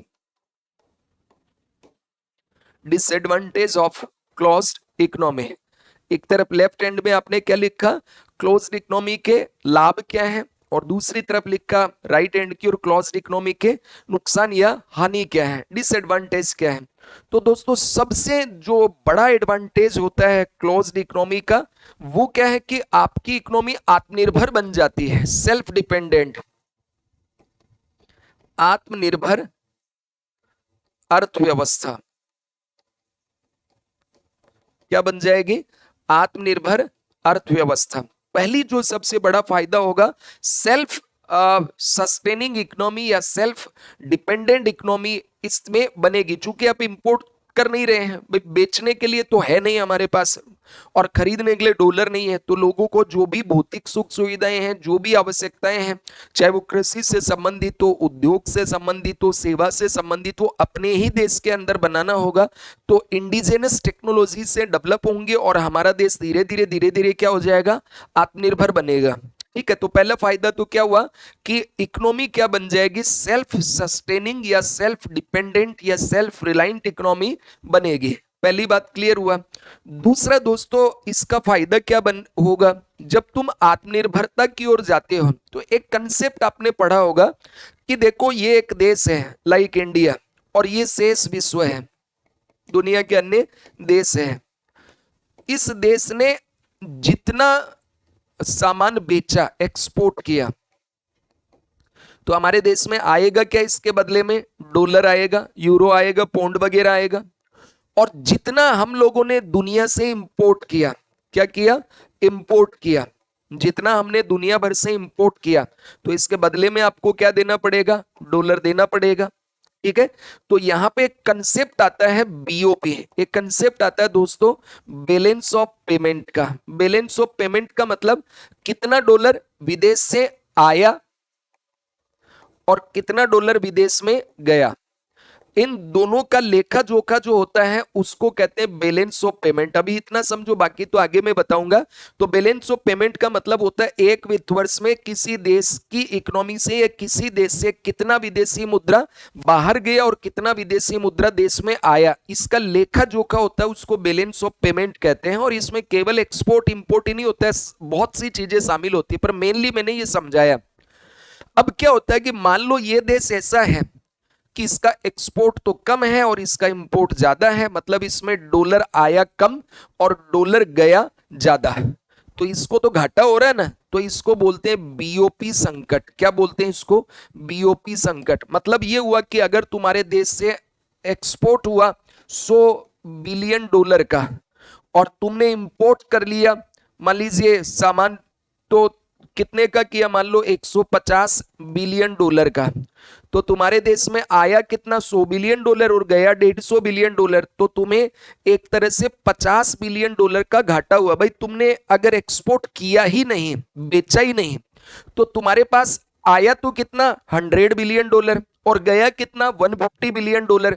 तो एक बात सोचो कि क्या तुम डॉलर छाप सकते हो, क्या नहीं छाप सकते। तो जब तुमने डॉलर दोस्तों बनाए मतलब एक्सपोर्ट किया ही नहीं, तो ये 150 बिलियन डॉलर आ कहां से गए तुम्हारे पास, छाप तो सकते नहीं। इसका मतलब हमने कर्ज लिया है, क्या लिया है, डेट। तो 50 बिलियन डॉलर हमें क्या मिला, हमको मजबूरी बस कर्ज लेना पड़ा क्योंकि हमने इंपोर्ट बढ़ा दिया। अब ये जो क्लोज्ड इकोनॉमी होती है ना दोस्तों, उसमें तो इसकी जरूरत ही नहीं है ना इंपोर्ट एक्सपोर्ट की। तो इसका दूसरा फायदा क्या हो जाता है फिर, कि भुगतान संतुलन का संकट नहीं होता है, ना no balance of payment crisis होता है। तो दूसरा यहां पे लिख लीजिए, सेकंड, सेकंड आप लिख ले यहां पे बेनिफिट में, है ना, भुगतान संतुलन का संकट नहीं होता है। No balance of payment crisis, no BOP crisis, no BOP crisis. क्यों, क्योंकि बीओपी क्राइसिस का मतलब क्या हो गया कि भाई अगर आपके देश में डॉलर जो है, विदेशी मुद्रा है, डॉलर, यूरो, येन, पाउंड जो भी है विदेशी मुद्रा, वो आए कम जाए ज्यादा, तो आए कम जाए ज्यादा, ऐसा हो सकता है कि भाई मेरे पॉकेट में अगर 100 रुपया, तो मैं 100 रुपए तक का सामान खरीद सकता हूं। अगर मेरे पॉकेट में 100 रुपया और मैंने सामान लिया 200 रुपए का, इसका मतलब मैंने 100 रुपया कर्जा लिया या उधार छोड़ दिया है कि भाई देऊंगा, तो कर्जा बढ़ रहा है ना। लेकिन मैं अगर मान लो इंपोर्ट एक्सपोर्ट कर ही नहीं रहा, जितना मेरे देश में है उतना ही खाएंगे, उतने में ही रहेंगे, तो फिर देश के ऊपर भुगतान संतुलन का संकट नहीं होगा। दूसरी चीज कि अगर मान लो तुम्हारे देश का एक्सपोर्ट है वो $100 बिलियन का है, इंपोर्ट $150 बिलियन का है, तो ये होगा व्यापार घाटा। यानी एक्सपोर्ट लेस देन इंपोर्ट हो जाए तो इसको क्या बोलते हैं, ट्रेड डेफिसिट। लेकिन हम तो इंपोर्ट एक्सपोर्ट कर ही नहीं रहे ना, तो फिर इंपोर्ट एक्सपोर्ट नहीं कर रहे हैं तो व्यापार घाटे की समस्या भी नहीं होगी। तो तीसरी बात क्या लिख लेंगे, तो तीसरा दोस्तों लिखेंगे व्यापार घाटे की समस्या नहीं होगी, व्यापार घाटे की समस्या नहीं होगी, व्यापार घाटे की समस्या नहीं होगी। No trade deficit problem, no trade deficit problem. अब ट्रेड डेफिसिट मतलब क्या होता है कि जितनी हमारे देश से गुड्स का एक्सपोर्ट किया, हमने जितना भी गुड्स का एक्सपोर्ट किया और जितना हमने गुड्स का, वस्तुओं का इंपोर्ट किया, तो अगर मान लो हमारा एक्सपोर्ट जो है दोस्तों ये तो है कम, मान लो ये $100 बिलियन है और एक्सपोर्ट हो जाए $200 बिलियन का, तो इसका जो नेगेटिव अंतर आ रहा है ना $100 बिलियन, इसको, इसके डिफरेंस को क्या बोलते हैं, ट्रेड डेफिसिट बोलते हैं। क्या बोलते हैं इसको, ट्रेड डेफिसिट। आगे ये सब कंसेप्ट हम बात करेंगे, अभी तो केवल बेसिक मैं शब्द बता रहा हूं कि जब किसी देश में गुड्स का इंपोर्ट ग्रेटर हो किससे, गुड्स के एक्सपोर्ट से, तो इसका जो डिफरेंस आता है उसको बोलते हैं ट्रेड डेफिसिट। अब एक बात बताओ, जब तुम्हारे देश ने कोई इंपोर्ट एक्सपोर्ट किया ही नहीं तो क्या घाटा होगा, क्या घाटा होगा ही नहीं तुम्हें किसी भी तरह का। तो बंद अर्थव्यवस्था का पहला फायदा दोस्तों क्या है, सेल्फ स्टंटिंग इकोनॉमी होगी, सेल्फ सस्टेनिंग इकोनॉमी है ना, स्टंटिंग नहीं, सेल्फ सस्टेनिंग इकोनॉमी या सेल्फ डिपेंडेंट इकोनॉमी होगा या सेल्फ रिलायंस इकोनॉमी होगा। दूसरा दोस्तों बीओपी क्राइसिस नहीं होगा, चालू खाते का घाटा नहीं होगा, no CAD current account deficit भी नहीं होगा, और ना ही ट्रेड डेफिसिट होगा, व्यापार खाते का घाटा भी तुम्हारे देश को नहीं होगा। तो तीन चीजें याद हुई क्या, पहला आत्मनिर्भर, जैसे ऐसे आत्मनिर्भर भारत बनेगा, भारत को भुगतान संतुलन का संकट नहीं होगा, भारत का ट्रेड डेफिसिट नहीं होगा। जब हम व्यापार वाणिज्य करते हैं तो आपने अक्सर एक शब्द सुना होगा, ट्रेड वॉर। क्या, ट्रेड वॉर, जैसे अमेरिका और चाइना के बीच अक्सर होता है व्यापार युद्ध। व्यापार युद्ध कब होता है कि जब कोई देश जानबूझकर अपनी मुद्रा का अवमूल्यन करे, जब कोई देश दूसरे देश की करेंसी के सापेक्ष जानबूझकर अपनी मुद्रा का डीवैल्यूएशन करे, तो इसको, इस घटना को कहते हैं डीवैल्यूएशन। ठीक है, ये चीन और अमेरिका के बीच अक्सर देखने को मिलता है। ठीक है, तो इसका जो चौथा पॉइंट है वो एक बार लिखो, अभी समझा रहा हूं मैं आपको। तो चौथा जो दोस्तों पॉइंट है, फोर्थ पॉइंट, व्यापार युद्ध, trade war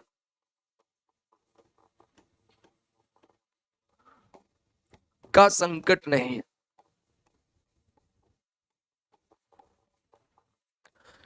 no trade war crisis या no fear of trade war, व्यापार युद्ध का भय नहीं, व्यापार युद्ध का संकट नहीं।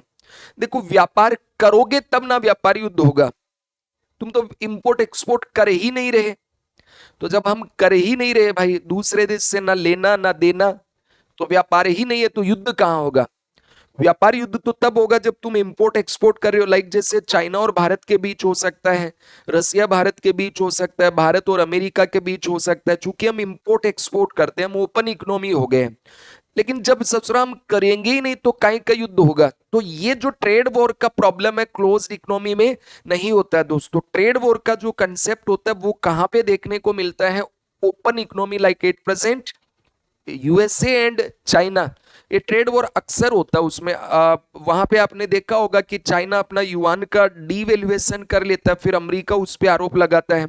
या फिर कई बार क्या होता है कि अमेरिका जो है वो अपने चाइना का जो भी गुड्स बिकने आती है तो उस पे कस्टम ड्यूटी बढ़ा देता है।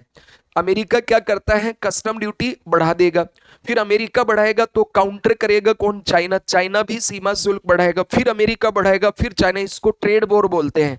तो इसका मतलब क्या हो गया कि जब दो देश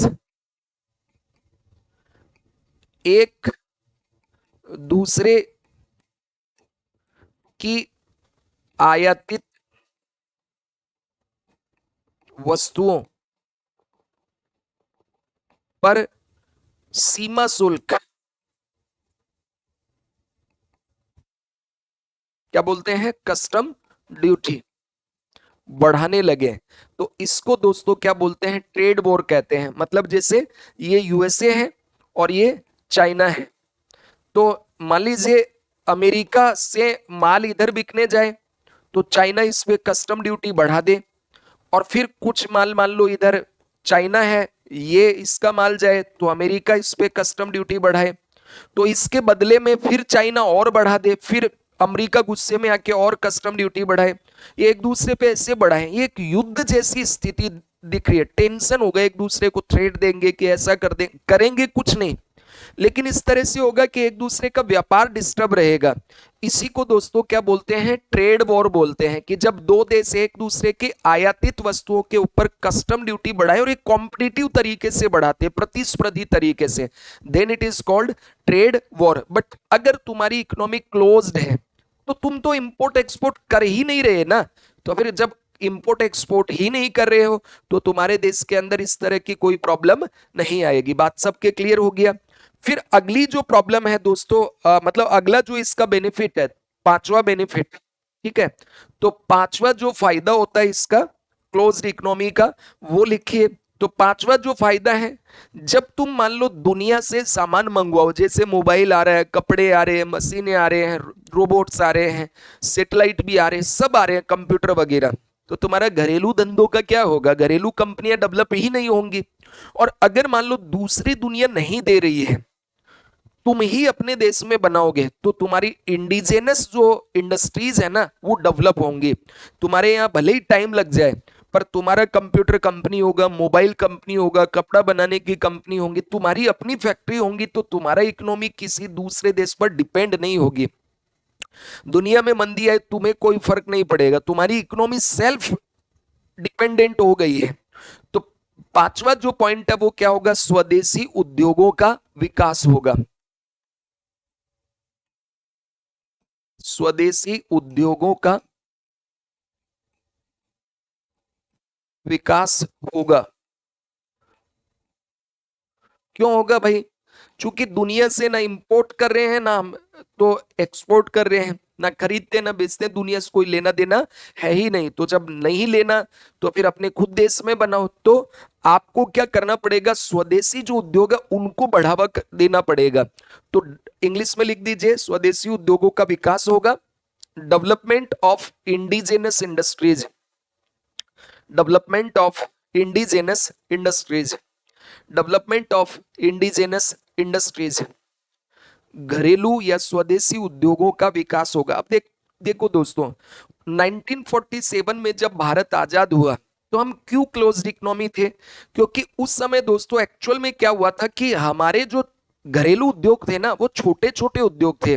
लाइक टाटा बहुत छोटा था, बिरला बहुत छोटा था, टीवीएस बजाज वगैरह बहुत छोटे थे, ठीक है, गोदरेज इंडस्ट्री बहुत छोटी थी, रिलायंस तो पैदा ही नहीं हुआ था।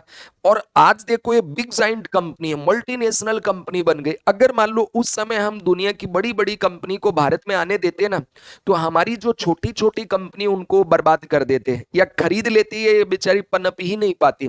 क्यों, चूंकि हमारी वाली कंपनी के पास इतना पैसा नहीं था, रिसर्च एंड डेवलपमेंट नहीं था, इतना आक्रामक मार्केटिंग भी नहीं कर पाते थे, जबकि जो मल्टीनेशनल कंपनी थी, दुनिया की बड़ी बड़ी पुरानी कंपनियां, उनके पास पैसा था, ब्रांड वैल्यू था, रिसर्च एंड डेवलपमेंट बहुत करते थे, एग्रेसिव मार्केटिंग करते थे, दैट्स वाई उनका प्रोडक्ट ज्यादा बिकेगा। तो अपनी कंपनी खत्म नहीं हुई ना, क्यों? चूंकि हम क्लोज्ड इकोनॉमी थे। तो वो चाहे भले ही दुनिया की बड़ी कंपनी हो, अपने देश में होंगी, या जिन देशों में ओपन इकोनॉमी थी वहां उनका प्रोडक्ट बिकता होगा, अपने देश में कुछ नहीं बिका। इसलिए दोस्तों हमारी इकोनॉमी जो है बहुत तेजी से सस्टेन हुई और हमारे इंडिजिनस इंडस्ट्री है वो बहुत तेजी से बढ़ते गए।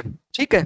फिर इसका अगला जो फायदा होता है कि देखो, जब तुम इंपोर्ट एक्सपोर्ट नहीं करते हो ना, तो जितना भी ये इकोनॉमिक क्राइसिस आते हैं, इकोनॉमिक क्राइसिस जितने भी आते हैं, उनका हमारी इकोनॉमी पर कोई प्रभाव नहीं पड़ेगा। जैसे मान लीजिए मंदी हो गई, व्यापार युद्ध हो गया, मुद्रा युद्ध हो गया, इनका कोई नेगेटिव क्राइसिस हमारे देश की अर्थव्यवस्था पर नहीं पड़ता है। तो अगला दोस्तों जो पॉइंट है वो क्या है? तो छठवां इसका फायदा क्या होगा? छठवां इसका फायदा दोस्तों लिखिए, वैश्विक आर्थिक संकट, वैश्विक आर्थिक संकटों का घरेलू अर्थव्यवस्था पर नकारात्मक प्रभाव नहीं पड़ेगा। और ये क्या क्या है? जैसे मंदी, रिसेशन, या मुद्रा युद्ध, करेंसी वॉर, ठीक है, या व्यापार युद्ध, ट्रेड वॉर, करेंसी वॉर, ये सब डिस्कस करूंगा आगे में जब ग्लोबल इकोनॉमी पढ़ेंगे, व्यापार युद्ध इत्यादि का। ठीक है। क्योंकि हमें इंपोर्ट एक्सपोर्ट कर नहीं रहे हैं, तो इंपोर्ट एक्सपोर्ट जब तुम कर ही नहीं रहे तो तुम्हारी इकोनॉमी पे कोई प्रभाव नहीं पड़ेगा। तो लिख लीजिए, no negative impact of global economic crisis, no negative impact of global economic crisis, no negative impact, no negative impact of global economic crisis like like recession, currency war and trade war. ठीक है। तो ये फायदा है हमारी अर्थव्यवस्था को कि उस पे इन सब चीजों का कोई नेगेटिव प्रभाव नहीं पड़ने वाला। फिर एक फायदा और है, देखो जब तुम ओपन इकोनॉमी करते हो तो दुनिया भर का सामान तुम्हारे देश में बिकने आएगा, और इससे क्या होगा? इससे दोस्तों ये होगा कि जैसे मैकडी भारत में आ गया, डोमिनोज भारत में आ गया, दुनिया भर का सिनेमा भारत में आ गया, दुनिया भर के कपड़े वगैरह भारत में आ गए, तो जो छोटे देश हैं या जो कम पावरफुल इकोनॉमी है, उनके घरेलू तीज त्योहार है वो खत्म होने लगते हैं।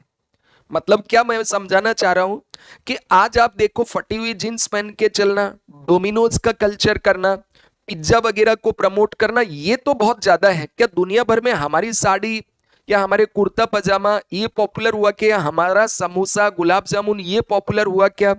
ठीक है, नहीं, क्योंकि इस तरह वैलेंटाइन डे है, वो भारत का त्योहार नहीं है, पर उसको हम लोग इधर खूब प्रमोट करते हैं, जबकि हमारे यहाँ बसंत पंचमी होती है। तो ये पूरे प्राचीन भारत में जैसे महीनों भर तक मदरस इसमें चलता था और पूरे एकदम इसको सेलिब्रेट किया जाता था, लेकिन हम उसको तो भूलते जा रहे हैं आने वाली जनरेशन, और वो Valentine day, McD culture, pizza burger culture, ये सब हावी होता जा रहा है।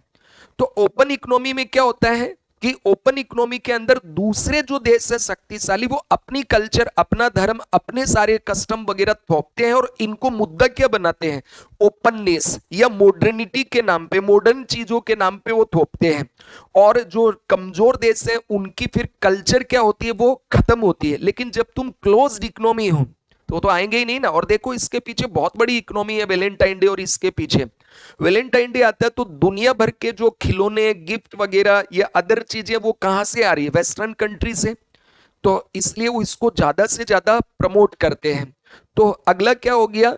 तो लिखिए, घरेलू तीज त्योहारों का विकास ज्यादा होता है। जैसे चाइना है, वो शक्तिशाली देश है, तो वहां पे अपने खुद के जितने भी कस्टम कल्चर वगैरह हैं वो आज भी सेफ हैं। वहां का अपना जैसे चाइना का नव वर्ष है वो महीने भर चलता है खूब शान से, तो उसमें वहां की इकोनॉमी के प्रोडक्ट बिकते हैं। ठीक है। काफी प्रयास किया विश्व के देशों ने, लेकिन उसको उन्होंने किसी भी तरह से कोई गड़बड़ नहीं कर पाया।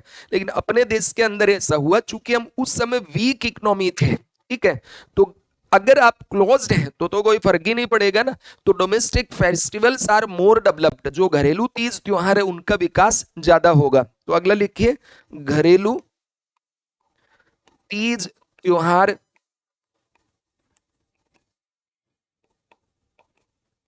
का विकास ज्यादा होगा। ठीक है, घरेलू तीज त्योहारों का विकास ज्यादा होगा, ये आपको इस तरह से ध्यान रखना है। तो ये दोस्तों इस तरह से हम लोगों के देश के अंदर जो क्लोज्ड इकोनॉमी है इसके क्या बेनिफिट है, ये सारे इस तरह से देखने को मिलेंगे। तो आज की क्लास को मैं यहीं पे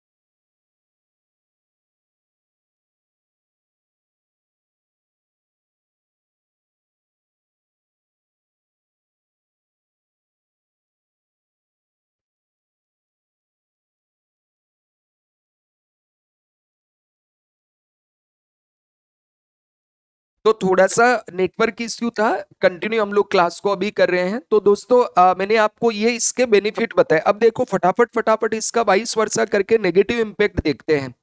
तो बंद अर्थव्यवस्था जो होती है, इस बंद अर्थव्यवस्था की हानि क्या क्या है। तो पहला फायदा आपने लिखा आत्मनिर्भर अर्थव्यवस्था, दूसरा लिखा भुगतान संतुलन का संकट नहीं होता है, व्यापार घाटे की समस्या नहीं होती है।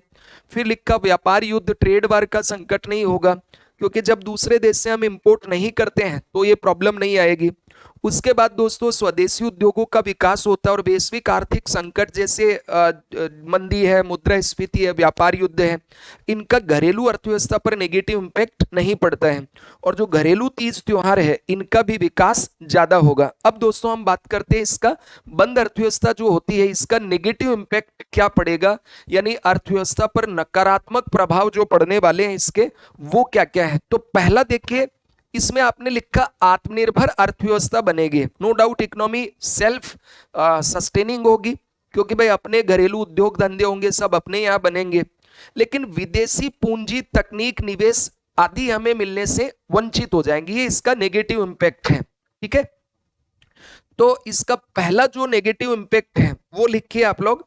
फर्स्ट नेगेटिव इंपैक्ट, पहला नेगेटिव इंपैक्ट लिखिए, विदेशी पूंजी, विदेशी पूंजी तकनीक एवं निवेश, विदेशी पूंजी तकनीक एवं निवेश, विदेशी पूंजी तकनीक एवं निवेश आदि प्राप्त नहीं होंगे, आदि प्राप्त नहीं होंगे। विदेशी पूंजी तकनीक एवं निवेश आदि प्राप्त नहीं होंगे। पहला जो नेगेटिव इंपैक्ट है क्या है? Foreign capital, technology and investment will not be available. जैसे मान लीजिए इससे फायदा क्या हो रहा है, अगर विदेशी कैपिटल आ रहा है, पूंजी आ रहा है, निवेश आ रहा है इससे, तो विदेशी पूंजी मतलब निवेश आएगा भारत में, एफडीआई वगैरह आएगा, विदेशी कंपनियां आएंगी, तो उनके साथ हमारे देश में रोजगार बढ़ेगा, मार्केट का डेवलपमेंट होगा, इकोनॉमिक एक्टिविटीज बढ़ेंगे, इंफ्रास्ट्रक्चर का डेवलपमेंट होगा, वो अपने देश की टेक्नोलॉजी और घरेलू अनुभव लेके आएंगे, तो इकोनॉमी को फायदा मिलता है, इससे डेवलपमेंट फास्ट होता है। ये हमें फायदा नहीं मिलेगा। तो एक सबसे बड़ा जो नुकसान इसका होता है क्लोज्ड इकोनॉमी का, वो यही होता है। फिर दूसरा चीज कि हमारे देश को विदेशी तकनीक भी प्राप्त नहीं होगी और फॉरेन टेक्नोलॉजी प्राप्त नहीं होगी, तो फिर इससे क्या, जितनी जो घरेलू टेक्नोलॉजी है बस उसका डेवलपमेंट हो पाएगा। तो मान लो कि अब एक कोई देश है, ऐसा जरूरी नहीं है ना कि वो सभी चीजों में बहुत एडवांस हो, और फिर गरीब देश है वहां तो रिसर्च एंड डेवलपमेंट भी नहीं होता है, वहां पे आज भी आप देखते हैं लाइक अफ्रीकी कंट्री वगैरह है, वहां कहाँ इतना डेवलपमेंट हो पाता है, चूंकि वहाँ की एडुकेशनल सिस्टम देख लो, वहाँ की बाकी जो चीजें हैं वो सब बहुत ही बैकवर्ड है, तो वहाँ के लोगों का, बेचारों का स्टैंडर्ड ऑफ लिविंग फिर उतना अच्छा नहीं हो पाता है। ठीक है, तो ये आपको ध्यान में रखना है। फिर दूसरा हमने इसका पॉजिटिव लिखा था, भुगतान संतुलन का संकट नहीं होता है। तो ये बात तो है, भुगतान संतुलन का संकट नहीं हो पाएगा। इंपोर्ट एक्सपोर्ट ही नहीं करोगे, जब दुनिया से लेन देन ही नहीं है, तो बीओपी क्राइसिस कहाँ होगा। लेकिन इसका एक जो नेगेटिव इंपैक्ट आएगा ना, वो क्या है कि दुनिया की जो भौतिक सुख सुविधाएं हैं, बेस्ट जो आज गुड्स हैं जो दुनिया में बन रही है, वो हमारे लोगों को नहीं मिलेगी। ठीक है, people are not able to get global materials या गुड्स। ठीक है, जो भी लग्जरी गुड्स हैं, जैसे आप देखो आज से 20 साल 15 साल पहले दोस्तों, भारत की सड़कों पर आपको दिखता था टाटा की कार, ठीक है, या मारुति 800 वगैरह ये दिखाई देती थी, या फिर एम्बेसडर दिख जाती थी, या मान लो महिंद्रा की जीप दिख जाती थी, यही थी। आज भारत में दुनिया की हर तरह की कारें दिखती है, लग्जरी कारें, बीएमडब्ल्यू देख लो, ऑडी देख लो, मर्सिडीज देख लो, लंबोर्गिनी देख लो, रेंज रोवर देख लो, ठीक है, लैंड रोवर की, ठीक, या फिर अन्य जितनी भी है टोयोटा वगैरह, सब भारत के अंदर आ गई, एमजे, किया वगैरह। तो कैसे हुआ? चूंकि ओपननेस बढ़ रहा है, विदेशी निवेश तेजी से बढ़ रहा है, तो लोगों को भौतिक सुख सुविधाएं जो है वो अब अपने देश के अंदर बहुत कम दाम पर मिलने लगती है। लेकिन अगर आप क्लोज्ड इकोनॉमी है तो फिर आपको ये सब सुविधाएं नहीं मिलेंगे, तो फिर आप तस्करी करके मंगवाओगे। तो अगला नेगेटिव लिखिए इसमें, लोगों को विश्व की भौतिक सुख सुविधाएं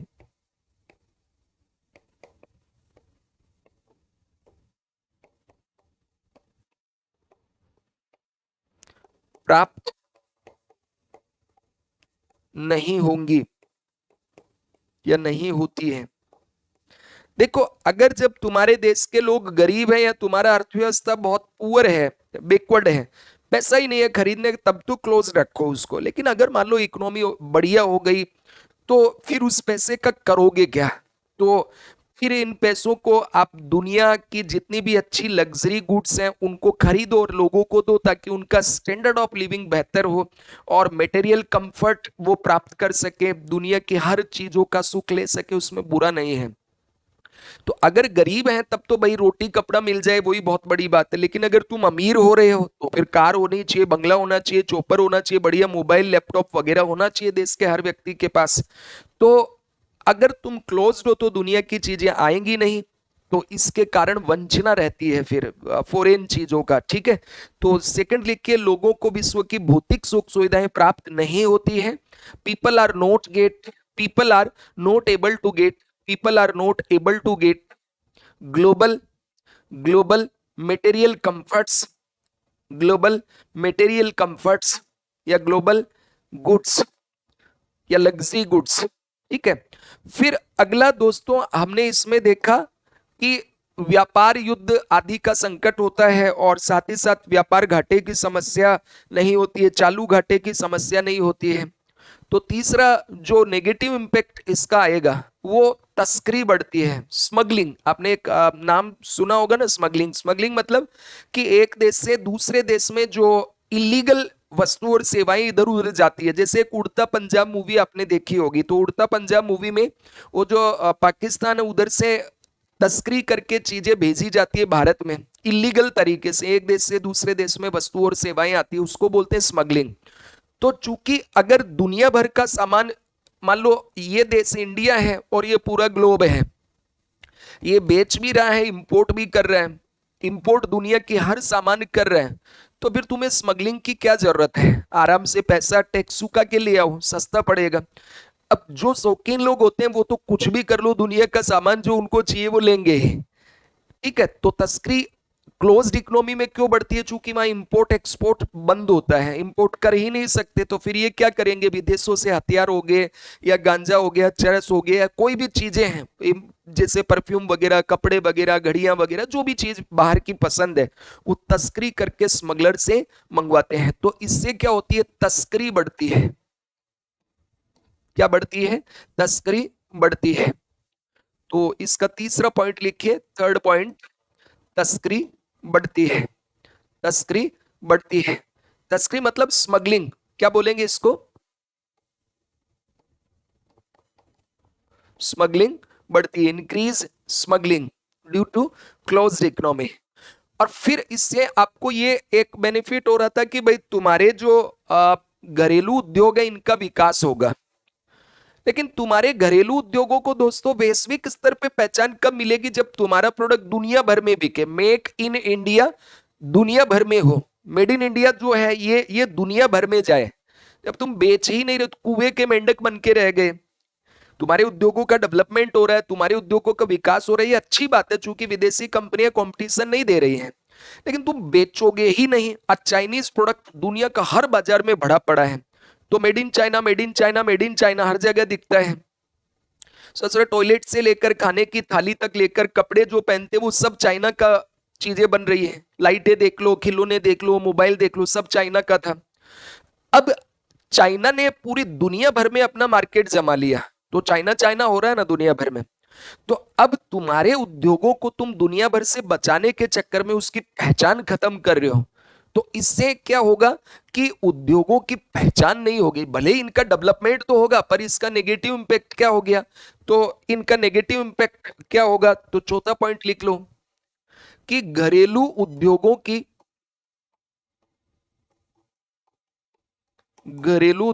की वैश्विक स्तर पर पहचान नहीं होगी। वे घरेलू उद्योगों की वैश्विक स्तर पर पहचान नहीं होगी। No global recognition of local industries, जो हमारी डोमेस्टिक इंडस्ट्री है, no global recognition of indigenous industries. भाई रिलायंस है, टाटा है, मारुति है, इनका प्रोडक्ट दुनिया में बिकने जाएगा तब ना इनकी पहचान होगी। आज टीसीएस, इंफोसिस, इसको हर कोई जानता, रिलायंस को हर कोई जानता, बाबा रामदेव का पतंजलि को जानता। क्यों? इनका प्रोडक्ट दुनिया भर में बिकता है।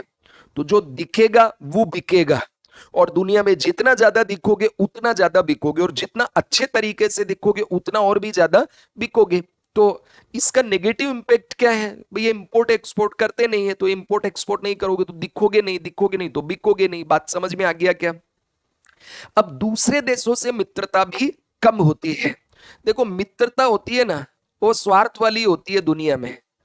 आज दुनिया में कोई भी देश ना तो परमानेंट शत्रु है ना ही परमानेंट मित्र है। कभी अमेरिका और चाइना मित्र हुआ करते थे, कभी अमेरिका और पाकिस्तान मित्र होते थे, आज वो एक दूसरे के शत्रु हैं। कभी अमेरिका और रसिया मित्र देश और धुरी देश, आपने नाम सुना होगा। तो धुरी देश और धुरी देशों के खिलाफ ब्रिटेन, फ्रांस, अमेरिका, रूस ये मिलकर लड़े थे द्वितीय विश्व युद्ध, लेकिन आज एक दूसरे के शत्रु हैं। भारत और अमेरिका में कभी बनती नहीं थी, आज भारत और अमेरिका एक दूसरे के अच्छे दोस्त हैं। तो दुनिया में जो दोस्ती होती है ना दोस्तों, वो पैसों, व्यापार, धन, इसके आधार पे चलती है। तुम बेचोगे, तुम्हारा प्रोडक्ट वहां बिक रहा है, तो तुम ज्यादा से ज्यादा उससे दोस्ती रखोगे। अमेरिका दोस्ती किनसे रखता है? जहां उनका प्रोडक्ट बिके या जहां से उनको कच्चा माल मिल जाए, वो उसके दोस्त है। बाकी अमेरिका को किसी से कोई लेना देना नहीं है। कि भारत की अमेरिका की नजदीकियों का एक कारण क्या है? ये नहीं कि डेमोक्रेसी है, मानवाधिकार की बात है, ये तो बात की बात है। मेन मुद्दा क्या है? अमेरिका को भारत बहुत बड़ा बाजार मिला हुआ है। भारत जो है ये उसके लिए बहुत महत्व रखता है। सबसे बड़ी चीज है आर्थिक दृष्टिकोण से अमेरिका की कितनी सारी कंपनियां भारत में निवेश करके बैठी हैं। तो दुनिया के दूसरे देशों में जब तुम इंपोर्ट एक्सपोर्ट कर ही नहीं रहे हो, व्यापारिक संबंध ही नहीं कर रहे हो, तो दूसरे देशों से तुम्हारी मित्रता कहाँ होगी भैया? तो friendship with other countries is poor, ठीक है, दूसरे देशों से मित्रता कम होती है। तो अगला पॉइंट लिखिए इसमें, पांचवा, दूसरे देशों से मित्रता कम होती है। दूसरे देशों से मित्रता कम होती है। दूसरे देशों से मित्रता कम होती है। और देखो, जिस देश का दुनिया भर में प्रोडक्ट बिकता है, उसकी दुनिया भर पे ताकत भी उतनी ज्यादा होती है। ताइवान एक छोटा सा देश है, बट चिप मैन्युफैक्चरिंग दुनिया का 60% अकेला पिद्दी सा छोटा सा देश करता है। तो पहचान है ना उसकी ग्लोबल लेवल पे। तो आज अगर तुम एक्सपोर्ट करोगे तो तुम्हारी पहचान होगी। अब तुम इंपोर्ट एक्सपोर्ट तो करते ही नहीं हो, तो वैश्विक स्तर पे तुम्हारी राष्ट्र की जो पहचान है वो कम हो जाएगी। ठीक है, तो छठवां पॉइंट जो इसका है वो आप लोग लिखिए, सिक्स्थ पॉइंट, वैश्विक स्तर पर पहचान एवं ताकत कम होगी। वैश्विक स्तर पर पहचान एवं ताकत कम होगी। The identity and power of the nation, the identity and power of the nation decreases at the global level, decreases at the global level. The power of the nation, the identity and power of the nation decreases at the global level. तो क्या ये बात समझ में आ गई? अब देखो, open economy इसके जस्ट अपोजिट है। ओपन इकोनॉमी जो होता है दोस्तों, एकदम जस्ट अपोजिट हो जाएगा वैश्विक स्तर पर। ये तो गुण हो जाएगा, इसका अपोजिट कर दो, उसका फायदा क्या होगा? वैश्विक स्तर पर पहचान और ताकत बढ़ेगी, दूसरे देशों से मित्रता बढ़ेगी, घरेलू उद्योगों की वैश्विक स्तर पर पहचान बढ़ेगी, ठीक है, और स्मगलिंग की समस्या समाप्त हो जाएगी। फिर लोगों को विश्व की भौतिक सुख सुविधाएं अपने ही देश में प्राप्त हो जाएंगी, विदेशी पूंजी, तकनीक, निवेश आदि प्राप्त होगा, जिससे घरेलू उद्योग धंधों का विकास और तेजी से बढ़ेगा। तो इस तरीके से ये तो हो जाएंगे ओपन इकोनॉमी के गुण, और ये हो जाएंगे एक तरह से उसके नेगेटिव एस्पेक्ट कि आत्मनिर्भर अर्थव्यवस्था नहीं बनेगी, भुगतान संतुलन का संकट बढ़ सकता है, व्यापार घाटे की, चालू खाते घाटे की समस्या बढ़ेगी, ठीक है, फिर व्यापार युद्ध का संकट हो सकता है, ठीक है, और फिर स्वदेशी उद्योगों का विकास प्रभावित हो सकता है, जैसे एमएसएमई उद्योग नेगेटिव तौर पे प्रभावित हुए। वैश्विक आर्थिक संकटों का घरेलू अर्थव्यवस्था पर भी नकारात्मक प्रभाव पड़ेगा। मंदी आई अमेरिका में, भारत में भी प्रभाव पड़ा, यूरोप में भी प्रभाव पड़ा। मुद्रा युद्ध जो है वो हो रहा है चीन और अमेरिका के बीच, पर प्रभाव भारत के ऊपर भी पड़ता है। व्यापार युद्ध हो रहा है अमेरिका और चीन के बीच, प्रभाव भारत पे भी पड़ रहा है। युद्ध अभी चल रहा है यूक्रेन और रसिया के बीच, बट प्रभाव तो पूरी दुनिया पे पड़ रहा है। और फिर घरेलू जो तीज त्योहार है उनका विकास होगा, लेकिन कम होगा। उन देशों के तीज त्योहार हमारे देश में ज्यादा पॉपुलर हो जाएंगे जो ज्यादा पावरफुल देश हैं, ठीक है। तो इस तरह से अब आपको अगला जो बनाना है ना, वो आप बनाओगे किसका? तो ओपन इकोनॉमी के गुण, और इधर क्या हो जाएगा, ओपन इकोनॉमी के दोष। ठीक है, और अब इनको तुम अपने आप से लिख सकते हो ना, तो एक प्रश्न लिखो तुम फटाफट। What do you understand by closed end open economy? What do you understand by closed end open economy? खुली एवं बंद अर्थव्यवस्था से आप क्या समझते हैं? खुली एवं बंद अर्थव्यवस्था से आप क्या समझते हैं? इनके गुण एवं दोषों पर प्रकाश डालिए। Light on it's merit and demerits, light on it's advantage and disadvantage. तो क्या तुम कर पाओगे आराम से? 100 वर्ड में लिख सकते हो। ठीक है, आपका सिविल सर्विस एग्जाम में इस तरह के, हालांकि अभी तो छोटा सा टॉपिक हुआ तो शुरुआत ही है इस तरह का, तो ये आपको ध्यान रखना है। तो ये जो खुली अर्थव्यवस्था होती है, इसके गुण एवं दोष जो हैं वो क्या क्या होते हैं, खुली अर्थव्यवस्था के गुण एवं दोष, उनके ऊपर आपको मैंने काफी एक्सप्लेन किया है। अब दोस्तों इसको आप इस तरह से ये लिख लेना। ठीक है, ये हो गया खुली अर्थव्यवस्था, और खुली अर्थव्यवस्था के क्या तो फायदे होते हैं और क्या इसके नुकसान होते हैं। तो देखो फायदे क्या हैं, विश्व के अन्य देशों से पूंजी निवेश, तकनीक, प्रबंधन आदि की प्राप्ति हो जाती है। Capital investment, technology and management are obtained from other countries of the world. फिर दूसरा फायदा, घरेलू उद्योगों में निवेश से लाभ होता है तथा प्रतिस्पर्धा का फायदा होगा। कैसे? तो भाई देखो यहाँ पे एक तो हमारी डोमेस्टिक कंपनी है, साथ ही साथ अब फॉरेन मल्टीनेशनल कंपनीज हैं, तो कंपटीशन बढ़ेगा, और इन फॉरेन मल्टीनेशनल कंपनी का घरेलू कंपनियों में फायदा होगा। फिर नागरिकों को विश्व की सभी भौतिक सुख सुविधाएं प्राप्त हो जाएंगी। Citizen gets all the material comforts of the world. फिर अगला है, तस्करी की आवश्यकता नहीं पड़ती है, नो नीड फॉर स्मगलिंग। भाई जरूरत क्या पड़ेगी इस तरह से, जब अपने ही देश के अंदर सब कुछ मिल रहा है दुनिया का। ठीक है, फिर नागरिकों को विश्व की सभी भौतिक सुख सुविधाएं प्राप्त हो जाएंगी। अंतरराष्ट्रीय स्तर पर मित्रता एवं देश की ताकत बढ़ती है। Friendship and the strength of the country increase at the international level. और व्यापार के कारण युद्ध कम होते हैं। देखो बोला जाता है कि war are less problem because of trade. बोला जाता है ना कि भाई दो देशों के बीच व्यापार होगा तो वहां की कंपनियां अपने देश की सरकार पर प्रेशर डालती है कि युद्ध नहीं करना वरना बाजार खो देंगे, व्यापार खत्म हो जाएगा। भारत और चीन के बीच भी युद्ध नहीं होने का एक बहुत बड़ा कारण दोस्तों व्यापार है, क्योंकि चाइना की बहुत सी कंपनियां भारत में ट्रेड कर रही हैं, और इवन इतनी सब प्रॉब्लम के बावजूद भी $100 बिलियन से ज्यादा का एक दूसरे देश के बीच हमारा व्यापार है। ठीक है, सबसे बड़ा ट्रेड पार्टनर फिर से बन गया चाइना, जबकि अमेरिका और भारत के बीच तो दोस्ती की बातें खूब हो रही है, लेकिन फिर भी इस बार चाइना नंबर 1 पे पहुंच गया है। तो ये एक चीजें हैं कि युद्ध को रोकता है। अब इसके नेगेटिव इंपैक्ट क्या क्या है, तो इसका नेगेटिव इंपैक्ट देखो, खुली अर्थव्यवस्था की हानि क्या है, तो disadvantage of an open economy, वैश्विक आर्थिक संकटों का अर्थव्यवस्था पर नकारात्मक प्रभाव पड़ता है। रिसेशन हो, ट्रेड वार हो, युद्ध हो, कुछ भी हो, तो global economic crisis have a negative impact on the domestic economy.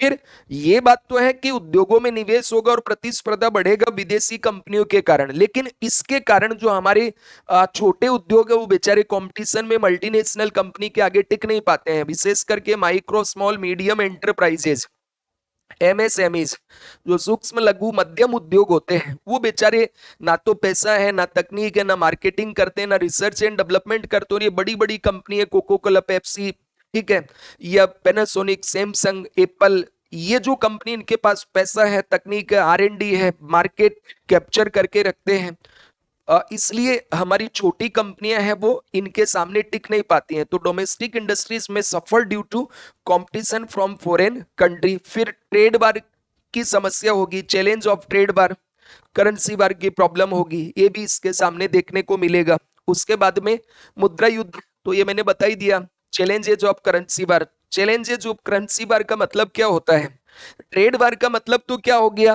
Trade war का मतलब होता है कि जब दो देश आपस में व्यापार करते हैं तो जो भी आयातित देश होता है, लाइक चाइना अमेरिका का प्रोडक्ट इंपोर्ट कर रहा है तो कस्टम ड्यूटी बढ़ा दे, और जब चाइना अमेरिका बेचे तो अमेरिका उस पर कस्टम ड्यूटी बढ़ा दे, फिर चाइना बढ़ाए, फिर अमेरिका। तो जब दो देश आपस में प्रतिस्पर्धात्मक तौर पर एक दूसरे के ऊपर कस्टम ड्यूटी बढ़ा दे तो इसको बोलते हैं ट्रेड वॉर। और जब दो देश आपस में अपनी मुद्रा का प्रतिस्पर्धात्मक तौर पर डीवैल्यूएशन करें, अवमूल्यन करें, तो इसको कहते हैं करेंसी वॉर। ये आगे मैं बात करूंगा, जब एक्सचेंज रेट पढ़ेंगे तो क्लियर हो जाएगा। बीओपी संकट की समस्या, ये एक बहुत बड़ी चुनौती है कि भाई आपके देश का अगर एक्सपोर्ट कम है, इंपोर्ट ज्यादा है, तो ट्रेड डेफिसिट भी होगा, सीएडी करंट अकाउंट डेफिसिट भी होगा, और साथ ही साथ आपका बीओपी संकट बढ़ सकता है।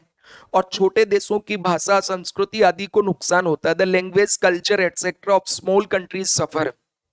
जैसे अपने यहाँ है ना, इंग्लिश ज्यादा बोलने वाले को थोड़ा ज्यादा वेटेज दिया जाता है, हिंदी या रीजनल लैंग्वेज वालों को समझा जाता है कि भाई वो उनको कम आता है या कम जानते हैं। तो ये एक ऐसा है, मतलब इस तरह की चीजें होती है। हालांकि इंग्लिश के कारण भारत को तो फायदा ही फायदा है, पर फिर भी छोटे जो देश हैं उनकी कल्चर वगैरह को काफी इससे नुकसान हो सकता है। और धन का निष्कासन होता है, वेल्थ इज ड्रेन्ड ऑफ, कि ये जो बड़ी बड़ी कंपनी होती हैं, ये भारत जैसे जो छोटे देश हैं इनमें आएंगी, कंपनी खोलेंगी, तो नो डाउट डेवलपमेंट तो होगा इनसे, लेकिन इनके कारण दोस्तों हमारे देश के यहाँ से बहुत ज्यादा वेल्थ का ड्रेन भी हो जाता है। इतना सबके क्लियर हो गया? तो ये चीजें हैं। अब दोस्तों एक छोटा सा कंसेप्ट और है इकोनॉमी के क्लासिफिकेशन में। तो ये हमने दूसरे देशों के साथ संबंधों के आधार पे बात की। अब होता है कि अर्थव्यवस्था में कृषि, उद्योग और सेवा क्षेत्र, अर्थव्यवस्था में कृषि, उद्योग और सेवा क्षेत्र, ये तीन मुख्य क्षेत्र होते हैं। तो इनमें जीडीपी में इसका इनका रोल कितना है, इसके आधार पे भी अर्थव्यवस्थाओं का विभाजन किया गया है। जैसे कृषि अर्थव्यवस्था, उद्योग अर्थव्यवस्था, सेवा आधारित अर्थव्यवस्था। तो ये क्या होते हैं, इनके ऊपर हम अगली क्लास में बात करेंगे, कल की क्लास में। तो तब तक के लिए आप सभी अच्छे से इस क्लास को पढ़ लीजिए और साथ ही साथ ज्यादा से ज्यादा दोस्तों तक शेयर कीजिए। ये क्लास अभी यूट्यूब के ऊपर भी लाइव चल रही है, मतलब प्रीमियर के तौर पे ये चलेगी। एक दिन डिले चलती है, पहले ऐप पे चल रही है और 5-6 दिन के बाद में ये ऐप पे ही चलेगी, यानी यूट्यूब पे बंद कर दी जाएंगी। तो जो बच्चे इसमें कोर्स खरीदेंगे वो पूरा कोर्स देख सकेंगे। बहुत सस्ता कोर्स है, मात्र 499 में पूरा इंडियन इकोनॉमी और ग्लोबल इकोनॉमी आपको सिविल सर्विसेज का पूरा दिया जाएगा। ठीक है, तो आप भी इस कोर्स को ज्वाइन कर सकते हैं। मेरी जो ऐप है सिद्धार्थ एडटेक, उसको आप डाउनलोड कीजिए। और अगर आपको ये वीडियो अच्छा लग रहा है तो आप अपने दोस्तों तक इसको शेयर कीजिए। थैंक यू, गुड नाइट, खुश रहिए।